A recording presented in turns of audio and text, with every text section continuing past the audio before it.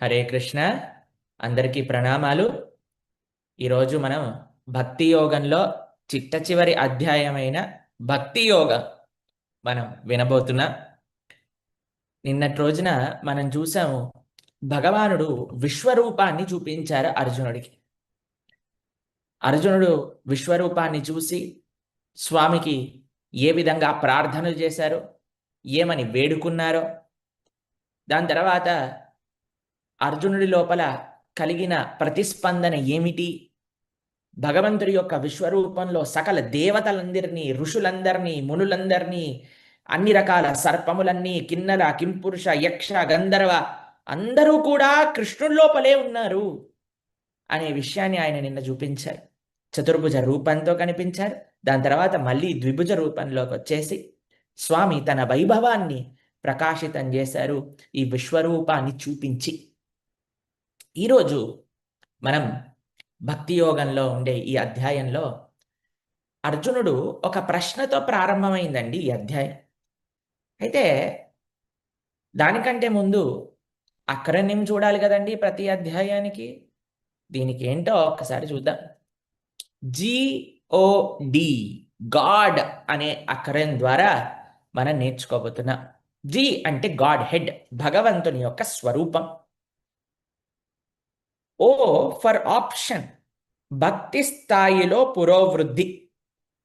దాని తర్వాత D, devotees disposition లేదా భక్తులలోని గుణములు. వీటి గురించి ఈరోజు మనం ఎంతో చక్కగా అండి, ఈ అధ్యాయం ఎంత అద్భుతమైన అధ్యాయం అంటే అంత అద్భుతమైనదండి. భక్తి యోగంలో చిట్ట చివరి అధ్యాయం ఇది. రేపటి నుంచి జ్ఞానయోగం ప్రారంభమవుతుంది. ఇంకో విషయం తెలిసిన అండి, భగవద్గీత మొట్టమొదటి 6 అధ్యాయాలు కర్మయోగం నుంచి భక్తి యోగానికి ఎలా రావాలో నేర్పిస్తున్నాయి. మధ్యలో ఉండే 6 అధ్యాయాలు భక్తి యోగం యొక్క వైభవాన్ని చెప్తున్నాయి. చిట్ట చివరి 6 అధ్యాయాలు జ్ఞానయోగం నుంచి భక్తి యోగానికి ఎలా రావాలో నేర్పిస్తున్నాయండి. అయితే నిన్న ఒక చాలా చాలా అరుదైన స్వరూపాన్ని, చాలా విశేషమైన ఒక స్వరూపాన్ని చూపించాడు భగవానుడు. విశ్వరూపము అని అనుకుంటా. విశ్వరూపం చాలా ఎక్సైటింగ్గా ఉంటుందండి అందరూ. ఇదే చాలా సూపర్ డూపర్ అని అనిపిస్తుంది మనకి. కానీ మీకో విషయం తెలుసా అండి, కృష్ణుడు అంటున్నాడు, అయ్యా ఈ విశ్వరూపానికంటే అరుదైనది నా యొక్క ద్విభుజ రూపము, శ్యామసుందర కృష్ణ రూపము. అంటే ఈరోజు ఈ అధ్యాయంలో శ్రీకృష్ణ భగవాను అర్జునుడు ఒక ప్రశ్న అడుగుతున్నాడు. ఏంటి ఆ ప్రశ్న? మొట్టమొదటి శ్లోకం చదువుదా, దాని యొక్క భావాన్ని చదువుదా, దాని తర్వాత మనం అర్థం చేసుకుందాం. చదవండి ఒకసారి మొట్టమొదటి శ్లోకం. అర్జున ఉవాచ ఏవం సతతయుక్తాయే భక్తాస్త్వాం పర్యుపాసతే ఏ చాప్యక్షరమవ్యక్తం తేషాం కే యోగవిత్తమాః. అర్జునుడు అడిగాడు, నీ భక్తియుత సేవలో సర్వదా యుక్తంగా నెలకొన్నవారా, లేదా అవ్యక్తమైన నిరాకార బ్రహ్మమును అర్చించేవారా? ఎవరు వీరిలో పరిపూర్ణులుగా భావించబడతారు? ఇక్కడ అర్జునుడు అడిగాడండి, అయ్యా నీ యొక్క సాకార స్వరూపాన్ని ఆరాధన చేసేవాళ్ళు పరిపూర్ణ తత్వం అర్థం చేసుకున్నవారా, లేదా అవ్యక్త నిరాకార స్వరూపాన్ని ఆరాధన చేసేవాళ్ళు పరిపూర్ణుల? ఏది రెండిట్లో మార్గము, సరైన మార్గం ఏమిటి అని అర్జునుడు ప్రశ్న వేశాడండి. మీకు ఒక విషయం చెప్తాను. బ్రహ్మణోహి ప్రతిష్ట అహం అని భగవానుడు ముందు చెప్తున్నాడు. మనకి బ్రహ్మజ్యోతి అని అంటారండి, మీరందరూ వినే ఉంటారు. ఆ బ్రహ్మజ్యోతి ఎటువంటి గుణము లేకుండా నిర్వికల్ప నిరాకార పరంబ్రహ్మము అని అంటారు. అయితే భగవానుడు నేనే ఆ బ్రహ్మాన్ని ప్రతిష్ఠ చేసిన వారిని అని అంటారు. కృష్ణుడి లోపల నుంచి, ఆ భగవానుడి లోపల నుంచి వచ్చే ఆ తేజస్సే ఈ బ్రహ్మజ్యోతి అండి. మనకి భాగవతం చెప్తుంది, బ్రహ్మేతి పరమాత్మేతి భగవాన్ ఇతి శబ్దతే. 3 రకాలుగా మనం భగవంతుని అర్థం చేసుకోవటానికి. ఒకటి బ్రహ్మం, నిరాకారమైన బ్రహ్మజ్యోతి. రెండవ స్థాయి ఏంటట, ఇంకొక పైన అడుగు, హృదయంలో పరమాత్మగా భగవంతుణ్ణి భావన చేయటం. దానికంటే పై స్థాయి ఏంటట? భగవంతుణ్ణి భగవానుడిగా, ఈశ్వర పరమకృష్ణ సచ్చిదానంద విగ్రహ అనాదిర్ ఆదిర్ గోవింద సర్వకారణ కారణం, సచిదానంద స్వరూపమైన భగవానుణ్ణి అర్థం చేసుకోవటం. ఇది ఇక్కడ అర్జునుడికి ప్రశ్న. ఇదా అద సాకారమా అవ్యక్త స్వరూపమా ఏంటి అని అడుగుతున్నారండి. ఆయనకి 2వ శ్లోకాన్ని ఒకసారి చదవండి. భగవానుడు ఏమని దానికి సమాధానం ఇస్తున్నారు? శ్రీ భగవానువాచ మయ్యావేశమనో ఏ మాం నిత్యయుక్త ఉపాసతే శ్రద్ధయా పరయోపేత తే మే యుక్తతమా మతాః. శ్రీ భగవానుడు పలికాడు, నా సాకార రూపము పైననే తమ మనస్సును స్థిరపరిచి మహోన్నతమైన దివ్యమైన శ్రద్ధతో నన్ను అర్చించడంలో సర్వదా నెలకొని ఉన్నవారే అత్యంత పరిపూర్ణులు అని నేను భావిస్తాను. నా సాకార స్వరూపము పైనే మనస్సు పెట్టి సదా భగవంతుణ్ణి ధ్యానించే వాళ్ళు పరిపూర్ణులట. సాకార ఉపాసనకి నిరాకార అవ్యక్త ఉపాసనకి కొన్ని తేడాలు ఉన్నాయండి. వాటిని మనం చూద్దాము. ఒకసారి అసలు అవ్యక్త స్వరూపాన్ని ఆశ్రయించే వారి యొక్క తత్వము కూడా భగవానుడు చెప్తున్నారండి. 3వ శ్లోకం, 4వ శ్లోకం, 5వ శ్లోకం, ఈ 3 శ్లోకాలు ఒకసారి చదువుదాం. దాని తర్వాత ఈ రెండింటిని కంపారిజన్ మనం చాలా జాగ్రత్తగా అర్థం చేసుకుందాం. ఇప్పుడు చూడండి, ఫస్ట్ కొద్దిగా టెక్నికల్ గా ఉంటుంది. ఈ ఒక్క టెక్నికల్ పార్ట్ అయిపోయింది అనుకోండి, ఇంకా సూపర్ అన్నమాట. అసలు ఈ అధ్యాయంలో ఎన్నో విషయాలు మనం నేర్చుకోవచ్చు. చాలా జాగ్రత్తగా వినండి. ఇప్పుడు భగవానుడు 3, 4, 5 శ్లోకములలో ఏమంటున్నారు? అక్షరమనిర్దేశం అవ్యక్తం పర్యుపాసతే సర్వత్ర గమచింత్యం చ కూటస్థమచలం ధ్రువం.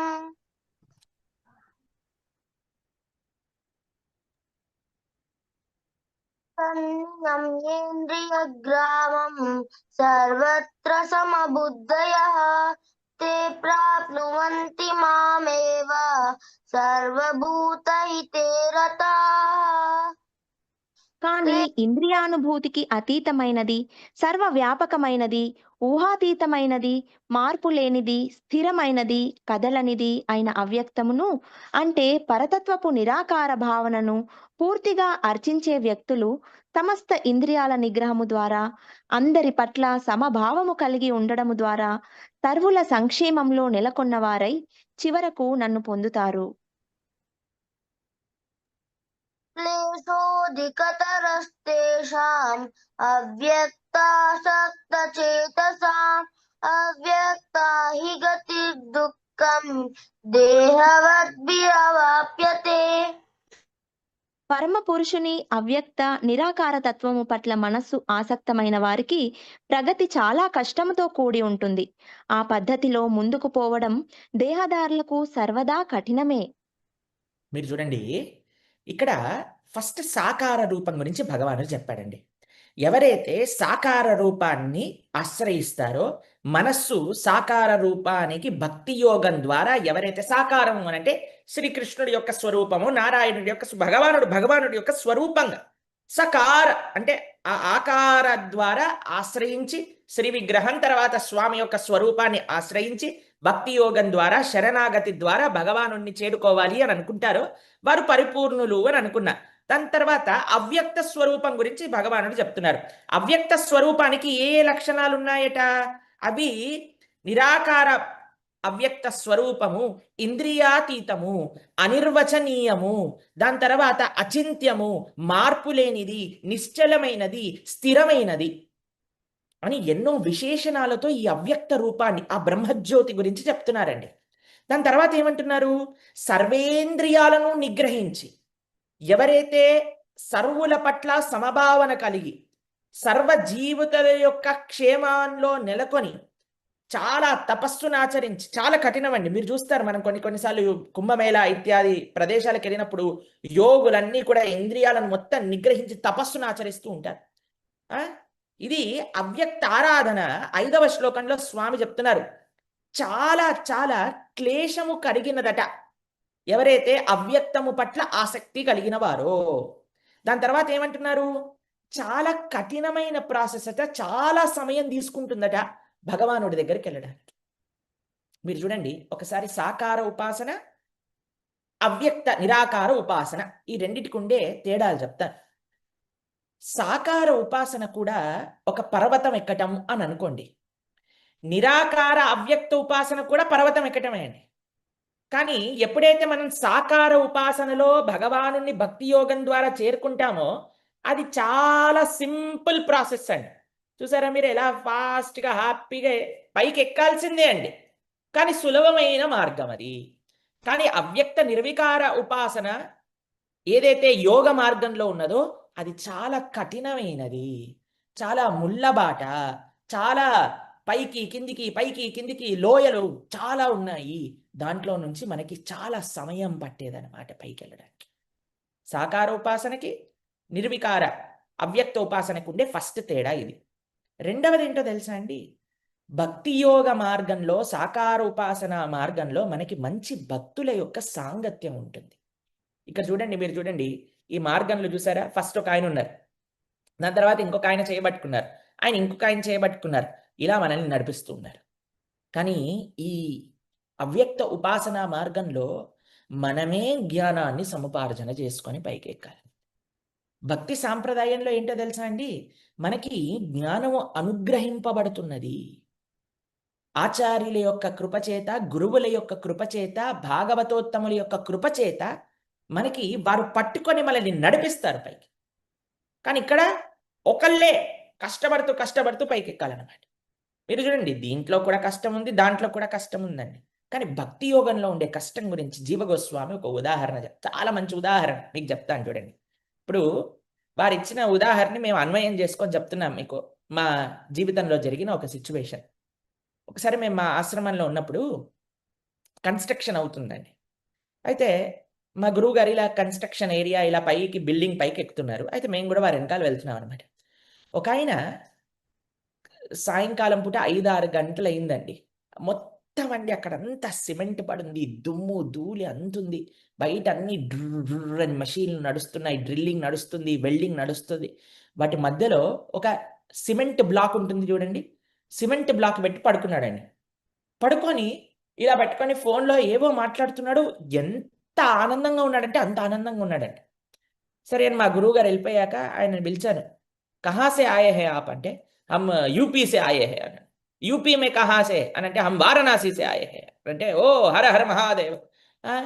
ఎక్కడ అయితే ఏం చేస్తున్నారు, ఇక్కడ ఎప్పుడు వచ్చారు అని అంటే ఏం లేదండి, హిందీలో చెప్పారనమాట ఆయన. మేము ఇక్కడ కాంట్రాక్ట్ పని పైన వచ్చాము, ఇక్కడ మేము ఈ కన్స్ట్రక్షన్ పని పైన వచ్చాము అని అంటే ఏం చేస్తున్నావు, ఇందాక అంత ఆనందంగా ఉన్నావు. ఏం లేదండి మా పిల్లవాడు ఫోన్ చేశాడు, వాడితో మాట్లాడుతున్నాను, స్కూల్ నుంచి వచ్చాడట కదా అని అన్నాడు.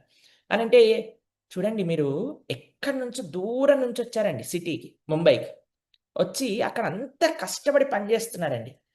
అసలు ఏం లేదండి, సిమెంట్ ఫ్లోర్ పైన ఒక సిమెంట్ బ్రిక్ పెట్టుకొని పడుకొని ఎప్పుడైతే ఆ పిల్లవాడితో ఫోన్లో మాట్లాడుతున్నారో ఆనందపడుతున్నాడండి. ఎందుకో తెలుసా అండి, ఇంత కష్టము నాకు ఆ పిల్లవాడి పైన ప్రేమ కాబట్టి నేను కష్టపడి పంపిస్తున్నాను డబ్బులు, వాళ్ళు బాగుండటం కోసం నేను కష్టపడుతున్నాను. ఆ కష్టం బాధనివ్వదండి, ఆనందాన్ని ఇస్తుంది. అలా ఈ భక్తి మార్గంలో పర్వతం ఎక్కాలండి, కానీ ఆ కష్టం అనిపించదు. ఎందుకో తెలుసా అండి, ప్రేమతో ఎక్కుతున్నాం కాబట్టి, భగవానుడి పట్ల భక్తితో ఎక్కుతున్నాం కాబట్టి, భక్తుల యొక్క సాంగత్యంలో ఎక్కుతున్నాం కాబట్టి అది అంత కష్టం అవ్వదు. చాలా సులభమైన ప్రాసెస్, త్వరగా కూడా వెళ్ళిపోవచ్చట. కానీ అవ్యక్త నిర్వికార ఉపాసన ఎలాంటిదట అంటే చాలా సమయం తీసుకుంటుందట. ఎన్నో మార్గాలు ఉన్నాయండి భగవంతుని చేరుకోవడానికి. కానీ భక్తి మార్గం ఇక్కడ చూడండి, ఈయన స్ట్రైట్గా వెళ్ళిపోతున్నారు, ఫుల్ చాలా ఫాస్ట్గా భగవంతుడి యొక్క లోకానికి చేరుకుంటుంది. కానీ ఇది చూడండి లాస్ట్ది చాలా సమయం పడుతుంది, లాంగ్ టైం పడుతుందండి. కాబట్టి ఇది విశేషం అన్నమాట. ఈ సాకార ఉపాసన, భక్తి సాంప్రదాయ ఉపాసన ఏంటంటే ఫాస్ట్గా మనల్ని ఆచార్య కృప ద్వారా అందరినీ పట్టుకొని మనం పైకి తీసుకెళ్తారు. కష్టమే, కానీ ఎందుకు, ప్రేమతో కాబట్టి కష్టం తెలియదు. అదే ఒక్కళ్ళే కొంతమంది మీరే జ్ఞానాన్ని సముపార్జన చేయండి, మీరే నేర్చుకొని అంతా ఈ విశ్లేషణ చేసి ఏంటి తత్వం అది ఇది.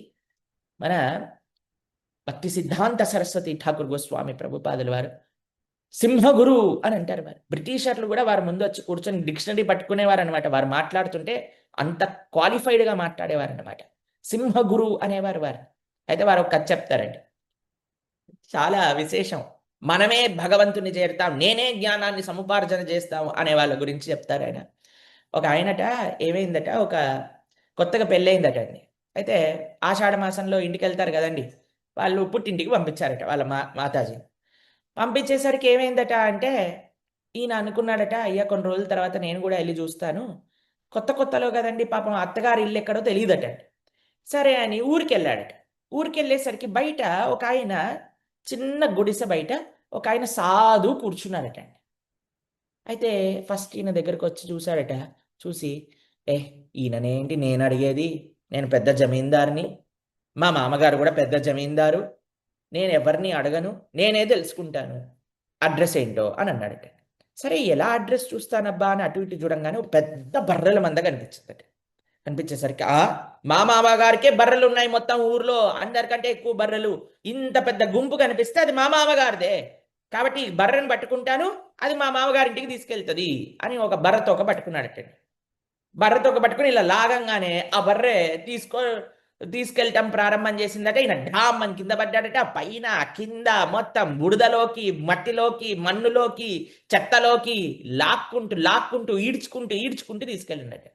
తీసుకెళ్ళి చిట్ట చివరికి తీసుకెళ్ళిందండి.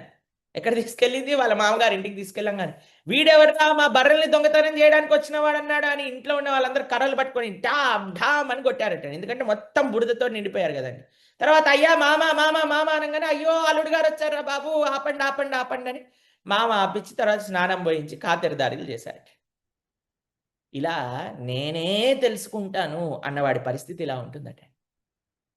కానీ భక్తి మార్గం ఎలాంటిది అనంటే, అయ్యా నేనెవరిని భగవంతుణ్ణి తెలుసుకోవడానికి, అజ్ఞాన తిమిరాంధస్య ఆచార్యుడు అనుగ్రహిస్తారు, మన గురువులు అనుగ్రహిస్తారు. అమితో కంగాల్ కృష్ణ కృష్ణ బోలి దాయి తవ పాచే పాచే గురుదేవ్ కృపా బిందూదియ. మనం గురుదేవులని, మన ఆచార్యులని ప్రార్థన చేస్తాం, స్వామి మాకు జ్ఞానం లేదయ్యా, మీరు జ్ఞానాన్ని ఇవ్వండి, మీరు మమ్మల్ని నడిపించండి భక్తి మార్గంలో భగవంతుడి వైపు. కాబట్టి ఇది ఒక ఫండమెంటల్ డిఫరెన్స్ అండి. మనం ఏమనుకున్నాం, సాకార భక్తి మార్గ ఉపాసన అనేది చాలా ఈజీ, కానీ ఇటువైపు చాలా కష్టం. ఇక్కడ సాంగత్యంలో ఆచార్య అనుగ్రహంతో మనల్ని పట్టుకొని తీసుకెళ్లే వాళ్ళు ఉన్నారు. కానీ ఇక్కడ ఒక్కళ్ళే జ్ఞానాన్ని సముపార్జన చేసి మొత్తం శాస్త్రాలను అటు ఇటు చేసి జ్ఞానాన్ని సముపార్జన చేసుకోవాలి. దాని తర్వాత ఇక్కడ ఇది ఫాస్ట్ క్విక్ ప్రాసెస్, కానీ ఇది టైం టేకింగ్ ప్రాసెస్. మీరు చూడండి, మీకు ఒక విషయం చెప్తాను. తత్వం అనేది కొన్ని విషయాల పట్ల డిపెండెంట్గా ఉంటుందండి. ఒకటి ఐడెంటిటీ, మన యొక్క స్వరూపం ఏమిటి, దీని పట్ల కూడా తత్వం ఉంటుంది. గమ్యం ఏంటి, గమ్యం ప్రకారంగా కూడా తత్వం విభజించి ఉంటుంది. కానీ మీకు ఒక విషయం చెప్తాను, దుఃఖం అనేది కొంతమంది నా యొక్క స్వరూపం ఏంటండి అని ఆలోచించరేమో అండి. కొంతమంది నా గమ్యం ఏంటి, మానవ జన్మ తర్వాత నేను ఎక్కడికి వెళ్తాను అని కూడా ఆలోచించలేరండి. కానీ ప్రతి ఒక్కళ్ళు ఆలోచించేది ఏంటో తెలుసా అండి, దుఃఖం ఎందుకు వస్తుంది, నాకెందుకు ఈ దుఃఖం వచ్చింది, నాకెందుకు ఈ కష్టాలు వస్తున్నాయి, నేనేం పాపం చేశానని అని అంటూ ఉంటారు జనాలు. గుర్తుందా అండి మీకు? అందుకోసమని ఈ పాయింట్ తీసుకుందాం. దుఃఖం అసలు ఎందుకు వస్తుంది మనకి అని ఏం చెప్తుంది వివిధ సాంప్రదాయాలు, వివిధ తత్వములు ఏమంటున్నాయి ఒకసారి చూద్దామని. ఇంకో విషయం చెప్తాను మీకు. దుఃఖము యొక్క సోర్స్ ఏంటండి? పాపం. అయితే ఇవి ఎలా, కొంతమంది నిరాకారవాదుల యొక్క ఒపీనియన్ ఏంటి, కోరికల వల్ల మనం దుఃఖపడుతున్నాం ఈ ప్రపంచంలో. దుఃఖాలు ఎందుకు వస్తున్నాయి? కోరికలు ఉన్నాయి కాబట్టి దుఃఖాలు వస్తున్నాయి. తర్వాత భౌతికమైన వాదం ఏం చెప్తుందో తెలుసా అండి, దుఃఖాలు ఎందుకు వస్తున్నాయి అంటే కోరికలు నెరవేరట్లేదు కాబట్టి దుఃఖాలు వస్తున్నాయి. దీంట్లో కూడా రెండు రకాలు ఉన్నాయండి. కొంతమంది ఏమంటారు, నీకు కానీ కోరిక నెరవేరకపోతే నువ్వు దుఃఖపడుతుంటే నువ్వే బాధ్యుడివి, దానికి నువ్వే బాగుపరుచుకో నీ జీవితాన్ని అని అంటారు. ఇంకొంతమంది ఏమంటారండి, లేదు సమాజం వారికి హెల్ప్ చేయాలి అని అంటారు. మీరు చూడండి, కోరిక జనాలకి మాక్సిమం ఈ ప్రపంచంలో ఏం కోరికలు ఉంటాయండి?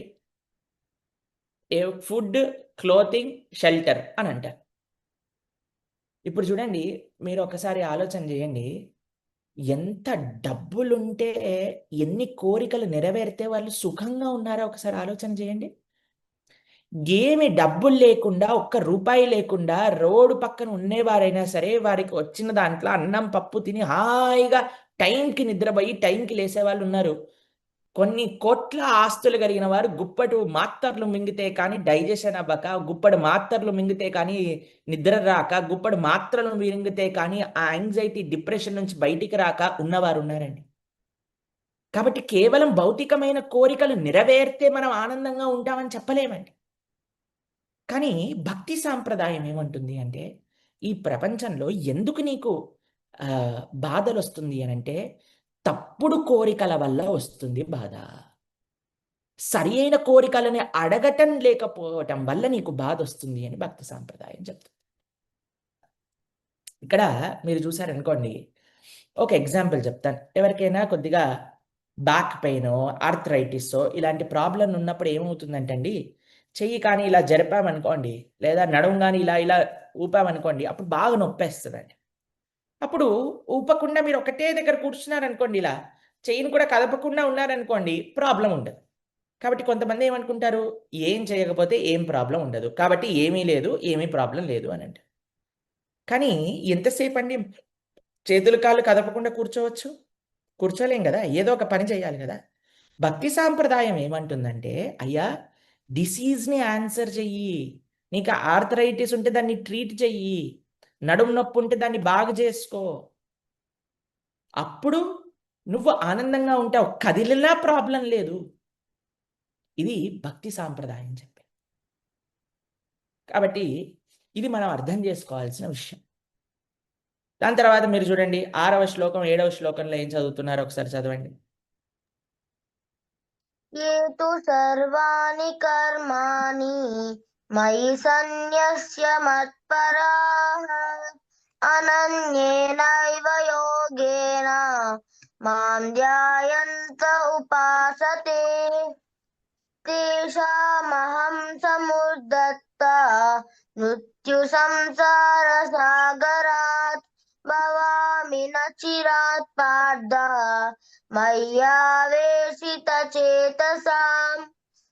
కానీ ఓ పార్థ, తమ సమస్త కర్మలను నాకే సమర్పించి గతి తప్పకుండా నాకే భక్తులై భక్తియుత సేవలో నెలకొని తమ మనస్సును నాపైననే సంలగ్నము చేసి నిరంతరం నన్ను ధ్యానిస్తూ అర్చించే వారికి నేను జన్మ మృత్యు సాగరం నుండి శీఘ్రమే రక్షించేవాడిని అవుతాను. చూసారా అండి, భగవానుడు ఎంత వైభవంగా చెప్తున్నారో. ఈ సంసార సాగరం నుంచి మనందరిని రక్షిస్తారటండి స్వామి, ఎవరైతే భక్తితో ఆయనను ఆశ్రయిస్తారు. ఈ ఫోటో అంటే మాకు చాలా ఇష్టం అండి.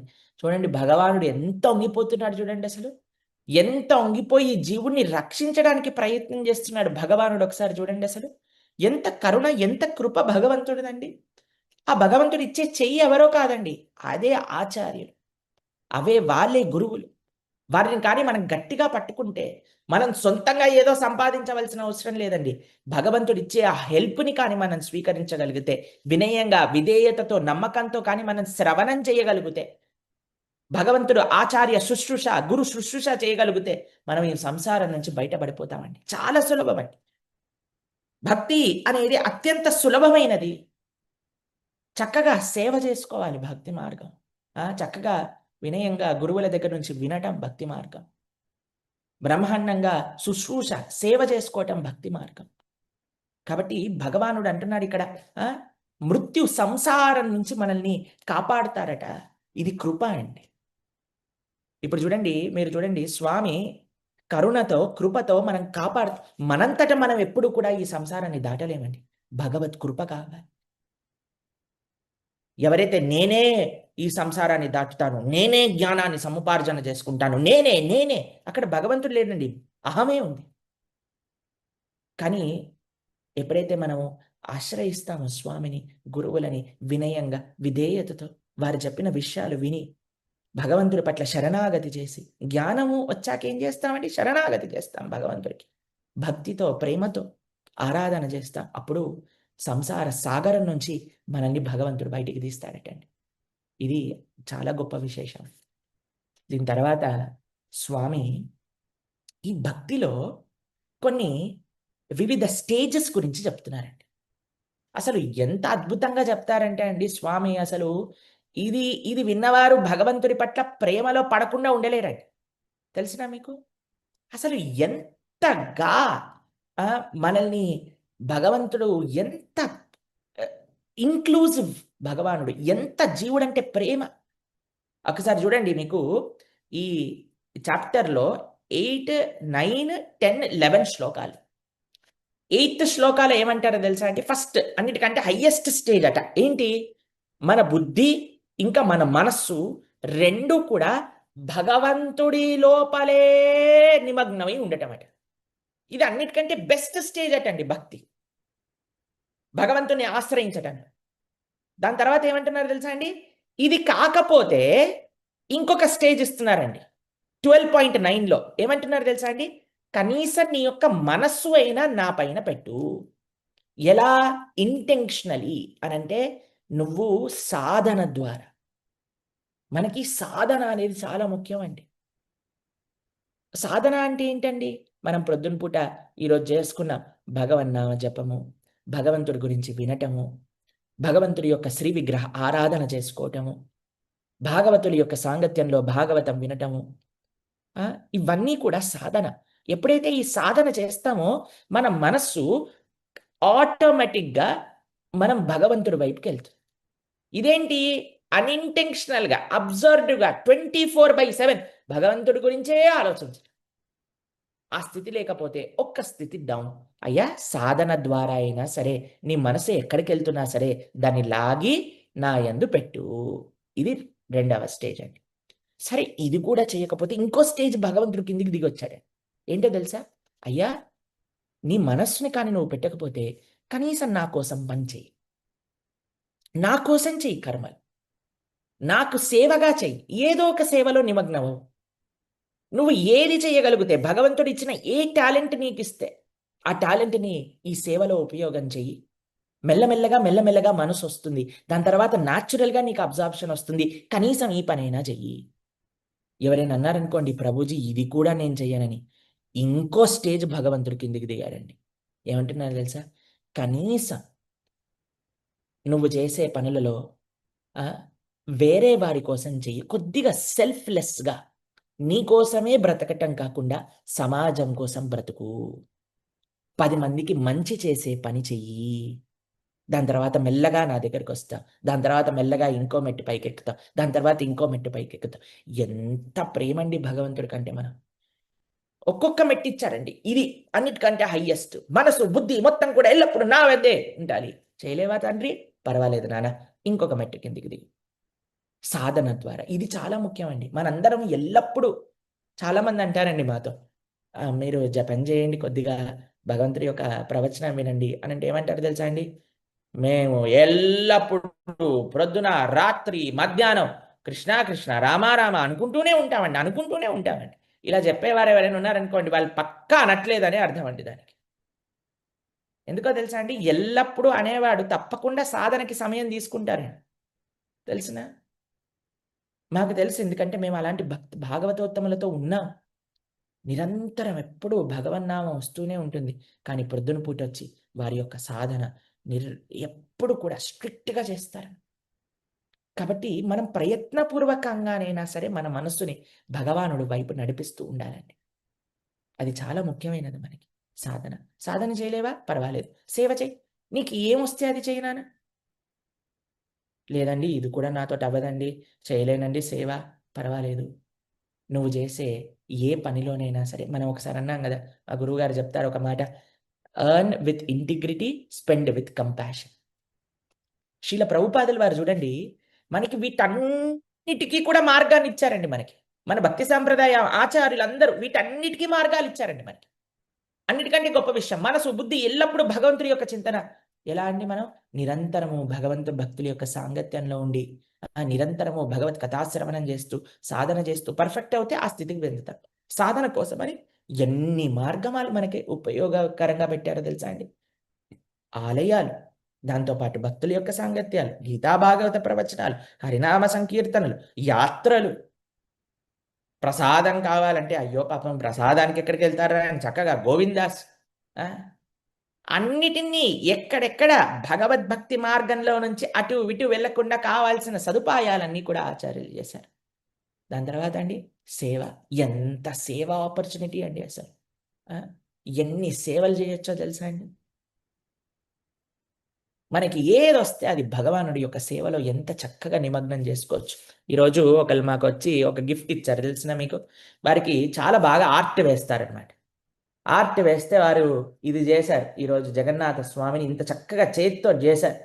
చేసి మా దగ్గర తీసుకొచ్చారు. ప్రభుజీ ఇగో ఈ ఆర్ట్ చేశామండి, ఇది మీకోసం తీసుకొస్తున్నాను. ఇలాంటివి చక్కగా చేసి భగవంతుడి యొక్క సేవలో భగవంతుడు ఇచ్చిన ఈ టాలెంట్ని ఉపయోగించుకోవాలి అని చెప్పారు. కాబట్టి ఏది మనకి భగవంతుడు ఇస్తే దాన్ని మనం భగవంతుడి యొక్క సేవలో వినియోగం చేసుకోవటం అనేది చాలా ముఖ్యమైనది. సరే అయ్యా ఇది కూడా చేయలేనండి అని ఎవరైనా అన్నారనుకోండి, సరే మనం అండి సమాజం యొక్క హితం కోసం, సమాజం యొక్క సేవ కోసం ఎప్పుడు ఎంతో కొంత సెల్ఫ్లెస్నెస్ ఉండాలండి. ఆలయంలో అన్నీ జరుగుతాయండి. మా ఆదిలాబాద్లో సమాజ యొక్క సేవా కార్యక్రమం కూడా జరుగుతుందండి. ఎందుకంటే ఆ సెల్ఫ్లెస్, సమాజానికి ఏదో మనం చెయ్యాలి అనే ఒక భావన కూడా మన లోపలికి రావాలి. మీరు కూడా చూడండి ఎలాంటి కార్యక్రమం మనం అక్కడ నిర్వహిస్తున్నామనేది. హరే కృష్ణ. ఆదిలాబాద్లో ఎన్నో చిన్న చిన్న గ్రామాలు, ఆదివాసీ ప్రాంతాలు ఉన్నాయి. అక్కడ నుంచి ఎంతో మంది ప్రజలు, విద్యార్థులు ఈ నగరానికి చదువుకోవడానికి కోసం, జీవనోపాధి కోసం వస్తూ ఉంటారు. వాళ్ళందరికీ చక్కగా కడుపు నిండా అన్నం పెట్టడానికి ఇస్కాన్ ఆదిలాబాద్ ఈ యొక్క చక్కటి కార్యక్రమాన్ని ప్రారంభం చేసింది. ప్రతి నిత్యము వందలాది మందికి అన్నదానం చేస్తూ సమాజానికి తగినంత సేవ చేయడానికి ప్రయత్నిస్తున్నాం. మీరందరూ కూడా ఒకసారి వీక్షించండి, ఈ సేవని పాల్గొనండి. ఇక్కడ అన్నదానం కుకింగ్ కొరకు మార్నింగ్ అందరు 8 o'clock వచ్చేసి ఈ మెనూ ప్రకారంగా వెజిటేబుల్స్, గ్రౌసరీ అన్ని తీసుకొని ఫ్రెష్ గా క్లీన్ చేసుకొని కటింగ్ చేసుకొని అక్కడ నుంచి అన్ని కుకింగ్ పంపిస్తారు. ఇక్కడ కుకింగ్ అయిపోయిన తర్వాత మిగతా వేరే వేరే ప్లేసెస్ ఇక్కడ నుంచి ట్రాన్స్ఫర్ చేస్తారు.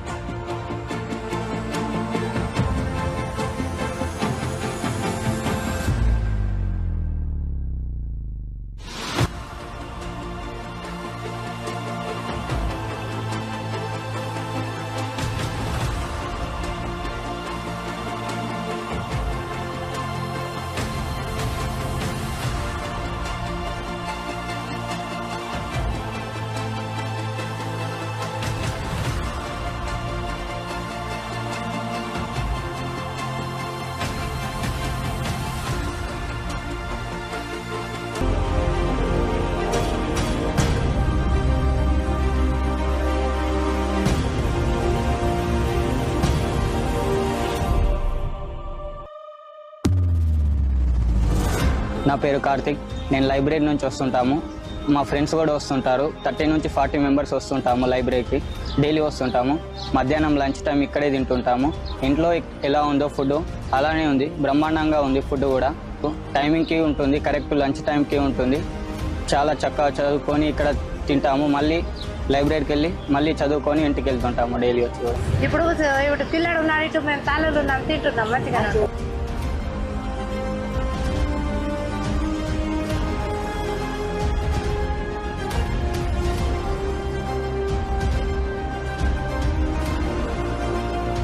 ఎంతో మంది పిల్లలు గ్రామీణ ప్రాంతాల నుంచి, ఆదివాసీ ప్రాంతాల నుంచి ఆదిలాబాద్కి వచ్చి ఇక్కడ చదువుకుంటూ ఉన్నారు. వాళ్ళందరికీ ఒక చక్కటి భోజన వసతి ఏర్పాటు చేయాలి అనే సంకల్పం.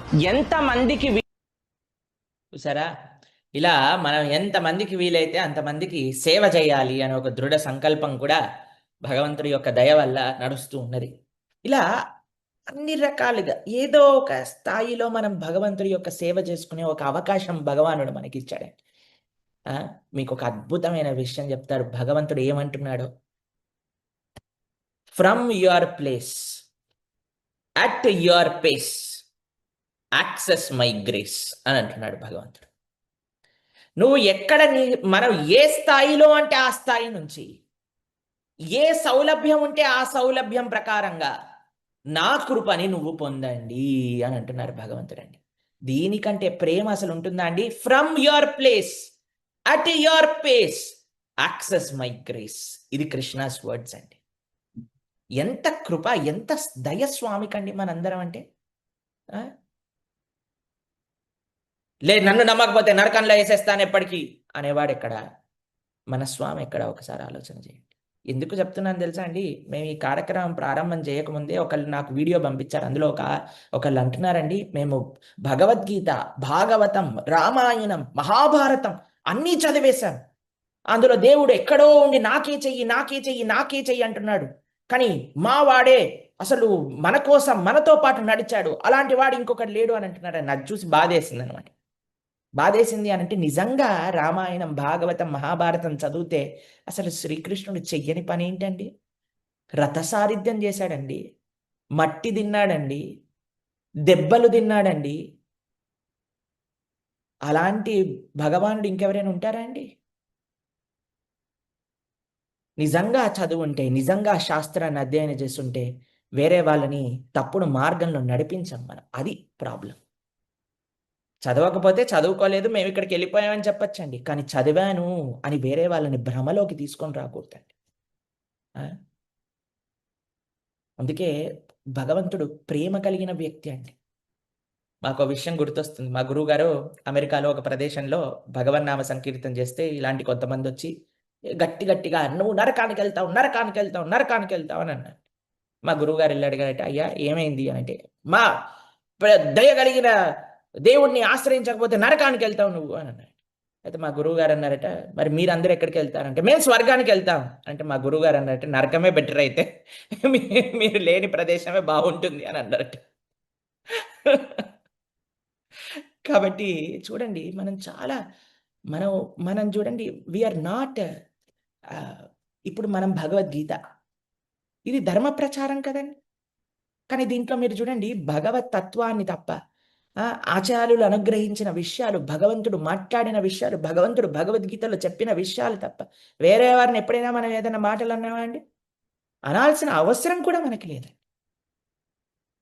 కనీసం మనందరం కూడా ఎవ్వరిని ఏమనాల్సిన అవసరం లేదు. కానీ మనము మన జ్ఞానాన్ని తెలుసుకుంటే ఎవ్వరు కూడా మన ముందు నిలబడలేరు. మనకంత గొప్ప జ్ఞానము భగవానుడు అందించాడండి. అంత ప్రేమగా మనకు అందించాడండి. ఎవరు చెప్తారండి? అయ్యా నువ్వు ఇది కాకపోతే ఇదైనా చెయ్యి తండ్రి, తరించు తండ్రి, నువ్వు మాతోటి కనెక్షన్లో ఉండటమే కావాలి తండ్రి అని చెప్తున్నాడు భగవంతుడు. ఇంకేం కావాలండి మనకు అసలు? అయితే ఈ విషయం చెప్పిన స్వామి 13 నుంచి 20వ శ్లోకం వరకు భక్తుల యొక్క లక్షణములు ఏమిటి అసలు?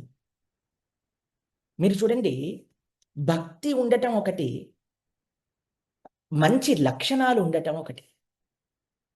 ఈ ప్రపంచంలో ఇప్పుడు ఏమంటారో తెలుసా అండి? జనాలందరూ మోడర్న్ థింకింగ్ ఏముందో తెలుసా అండి? Don't tell me what you believe. నువ్వేం నమ్ముతున్నావో నాకు అవసరం లేదు, కానీ నీ ఆచరణ ఏంటో కావాలి. ఇది మోడర్న్ వే ఆఫ్ థింకింగ్ అండి. Don't tell me what you believe. నువ్వేమి నమ్ముతున్నావో చెప్పకు. Show me how you behave. నువ్వు ఎలా ప్రవర్తిస్తున్నావో చూపించు. ఇది ఆధునిక వైఖరి అండి. ఇలా మారిపోయింది. అందుకే ఎవరు కూడా ఇంట్రెస్టెడ్ లేడు మనం ఏ ప్రాసెస్లో ఉన్నాము, ఏ సాంప్రదాయాన్ని అనుసరిస్తున్నాము అని. జనాలు చూసేది ఏంటో తెలుసా అండి? మనం మంచితనం ఏమిటి, మన దగ్గర ఉండే వాల్యూస్ అండ్ వర్చ్యూస్ ఏమిటి, ఇది చూపిస్తున్నారు. మీకు ఒక్క విషయం చెప్తానండి.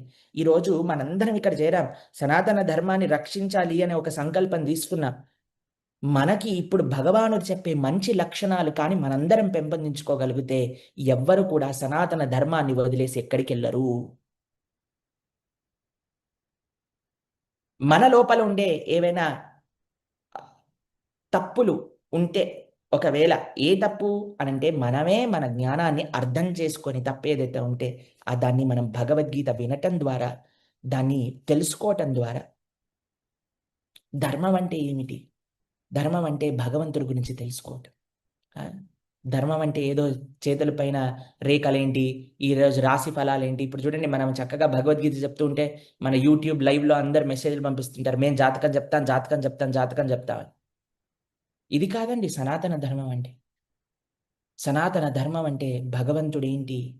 అందుకే సనాతన ధర్మ ప్రచారం చేసే వాళ్ళందరూ కూడా మాట్లాడవలసినది ఏంటి అంటే, ఒకటి భాగవతం, రామాయణం, మహాభారతం, భగవద్గీత. ఇవి సనాతన ధర్మం యొక్క పునాదులు. వీటిని మాట్లాడండి, ధర్మం ఎందుకు వర్ధిల్లదో చూద్దాం. కాబట్టి ఇప్పుడు భగవంతుడు మంచి గుణాలు, మీకు ఒక గ్రాఫ్ చూపిస్తాను, దాన్ని జాగ్రత్తగా అర్థం చేసుకోండి. మీకు భగవంతుడు ఎందుకు ఈ విషయాల గురించి ప్రస్తావన చేస్తున్నాడు చాలా ఇంట్రెస్టింగ్ అండి, చాలా జాగ్రత్తగా వినండి. ఇప్పుడు చూడండి, ఫస్ట్ క్వాడ్రంట్ ఇది. ఇందులో ఏంటి? భక్తి. ఇది భక్తి అంటే భగవంతుడిని చేరుకోవడం, వైకుంఠానికి చేరుకోవడానికి. చాలా కొంతమంది ఏమంటారంటే ఏదో అవుటర్ వరల్డ్కి సంబంధించింది అని అనుకుంటారు. సరే, ఇప్పుడు వర్చ్యూస్ ఏవైతే లక్షణాలు, మంచి లక్షణాలు ఉన్నాయో అవి ఈ ప్రపంచానికి సంబంధించినయండి. దీంట్లో 4 రకాల వ్యక్తిత్వములు ఉన్నారండి. ఇక్కడ మీరు ఫస్ట్ చూస్తున్నారండి, డివోషన్ ప్లస్ వర్చ్యూ, అంటే భక్తి దాంతో పాటు మంచి ధర్మం. ఈ రెండూ కలిగిన వారు ఈ ఫస్ట్ క్వాడ్రంట్లో మీరు కనిపిస్తున్నారు, బెస్ట్, ఉత్తమమైన వాళ్ళు. దాని తర్వాత భగవంతుడు ఏమంటున్నాడు? నాకు చాలా ప్రియమైన వాళ్ళు వీళ్ళట. దాని తర్వాత వీళ్ళు ఎలాంటి వాళ్ళంటే కృష్ణుడే ఆస్తులు వీళ్ళు అని అనుకుంటారటండి. దాని తర్వాత రెండో వర్గం ఉందండి, దాని కింద చూడండి. వీళ్ళకి భక్తి ఉండదండి, కానీ మంచి లక్షణాలు ఉంటాయి. చాలా మంది అంటారు, దేవుని నమ్మటం ఎందుకండి, మంచి లక్షణాలు ఉంటే మంచి చేస్తే సరిపోతుంది కదా 10 మందికి అని అంటారు. కానీ ఈ మంచి లక్షణాలు ఎందుకు వచ్చాయో తెలుసా అండి? వాడు దేవుణ్ణి నమ్మకపోవటము అనే తత్వం వల్ల మంచి లక్షణాలు రాలేదండి. మంచి లక్షణాలు ఉన్నాయి కానీ దేవుని నమ్మట్లేదు. అది అన్సస్టైనబుల్, అది నిలవదు ఎన్నో రోజులు. దాని తర్వాత ఈ మూడో క్వాడ్రంట్ చూసారా అండి? వీళ్ళకి భక్తి ఉండదు, అలా అని మంచి లక్షణములు కూడా ఉండవు. ఇవి మోస్ట్ టెరబుల్, భయంకరమైన వ్యక్తిత్వం కలిగిన వారు. ఇటు భక్తి లేదు, అటు మంచి గుణములు లేవు. రాక్షస ప్రవృత్తి అంటాం కదండి, వాళ్ళకన్నమాట. దాని తర్వాత ఇక్కడ చూడండి, ఈ 4వ క్వాడ్రంట్ ఉంది కదండి, భక్తి ఉంటుందండి కొద్ది గొప్ప, కానీ మంచి గుణాలు ఉండవండి. కొంతమంది మీకు ఎప్పుడైనా తెలిసిన వాళ్ళు ఉన్నారా అండి? కొంతమంది అంటారు, ప్రభుజీ మా ఇంట్లో వాళ్ళు ఎన్ని సంవత్సరాల నుంచి పూజలు చేస్తున్నారండి, ప్రొద్దున లేస్తే గుళ్ళోపలికి వెళ్ళి పూజలే పూజలు, దీపాలే దీపాలు, ధూపాలే ధూపాలు, గుళ్ళే గుళ్ళు. కానీ అదేంటి ప్రభుజీ, వ్యక్తిత్వం మారట్లేదేంటి ప్రభుజీ? అలానే ఉంటారు ప్రభుజీ, అందరినీ మాటలు అంటుంటారు ప్రభుజీ, అంత కోపం అండి ప్రభుజీ, అంత గందరగోళం చేస్తుంటారు ప్రభుజీ. ఇలా ఎవరైనా మీకు తెలుసా అండి? మీ మీ కుటుంబ సభ్యులలో కానీ, మీరు అనుభవంలో ఉన్నవారు లేదా ఎవరైనా మీతో అన్నవాళ్ళు ఉన్నారా అండి మీకు? ఎందుకో తెలుసా అండి, నిజమైన భక్తి మార్గం అని అంటే ఏంటో వాళ్ళు ఇంకా ధర్మాన్ని అర్థం చేసుకోవట్లేదు. ఇలాంటి వాళ్ళు ఎట్లా అంటే కృష్ణుడి పైనే భారపట్టండి, వీళ్ళు భగవంతుడి పట్టే భారపట్టవి. భక్తి చేస్తున్నారు, భరించాలి భగవంతుడు, ఎందుకంటే ఆయన చెప్పారు కదా, నేను అందరిని భరిస్తాను, ఎవరైనా నన్ను ఆశ్రయిస్తారు. కానీ మంచి గుణాలు లేకపోతే ఆయనకు భారం. కానీ ఎవరైతే మంచి గుణములు కలిగి ఉన్నాయో, భక్తి చేస్తారో, వాళ్ళు భగవంతుడికి అస్థి లాంటి వాళ్ళు అనమాట. Krishna feels proud of people like that. కాబట్టి మనం ఏ క్వాడ్రంట్లో ఉండాలండి? ఫస్ట్ క్వాడ్రంట్లో ఉండాలి మనందరం కూడా.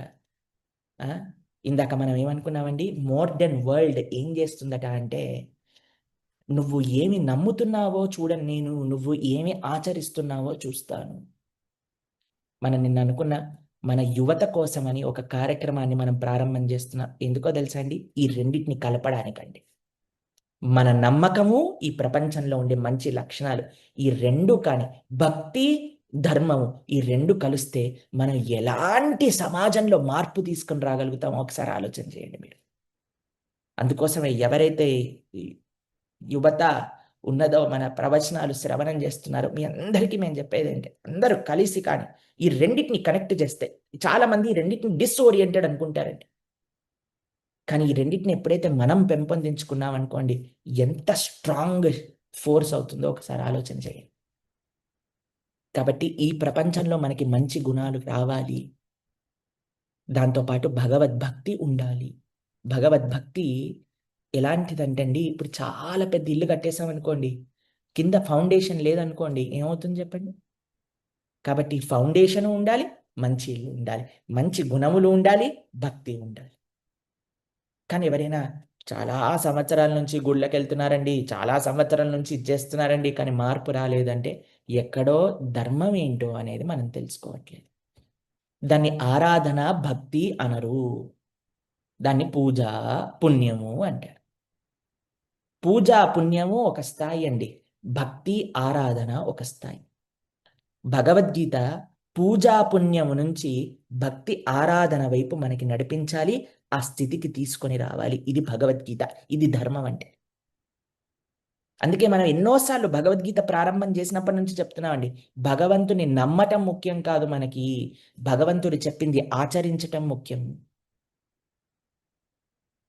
కేవలం దీపం ఎటు పెట్టాలి, ఏ ఒత్తేయాలి, ఏ బట్ట చీర కట్టుకోవాలి, దాని తర్వాత ఎటువైపు మొక్కాలి, ఎలా దండం పెట్టాలి, ఎలా కొబ్బరికాయ కొట్టాలి, కొబ్బరికాయ పీచు తీయాలా తీయకూడదా, పైన ఏ తోరణం కట్టాలి, ఇవన్నీ కాదండి, ఇవన్నీ కాదు. సారీ సార్, మానవ జన్మ ఈ లైన్లో ఇదైతే ఏమవుతుంది, ఏ ఉంగరం పెట్టుకుంటే ఏమవుతుంది, ఎలా సైన్ పెడితే ఏమవుతుంది, ఏ నూనెతో ఎవరికి మాలిష్ చేయాలి, ఏంటండి ఇవన్నీ అసలు? దీని నుంచి పైకి రావాలి మనం. ఈ పుణ్యము పూజ అనే స్థాయి నుంచి ఆరాధన భక్తి. స్వామి, నేను నీ యొక్క దాసున్నయ్యా, ధర్మం అంటే ఏంటో తెలుసుకుంటాను.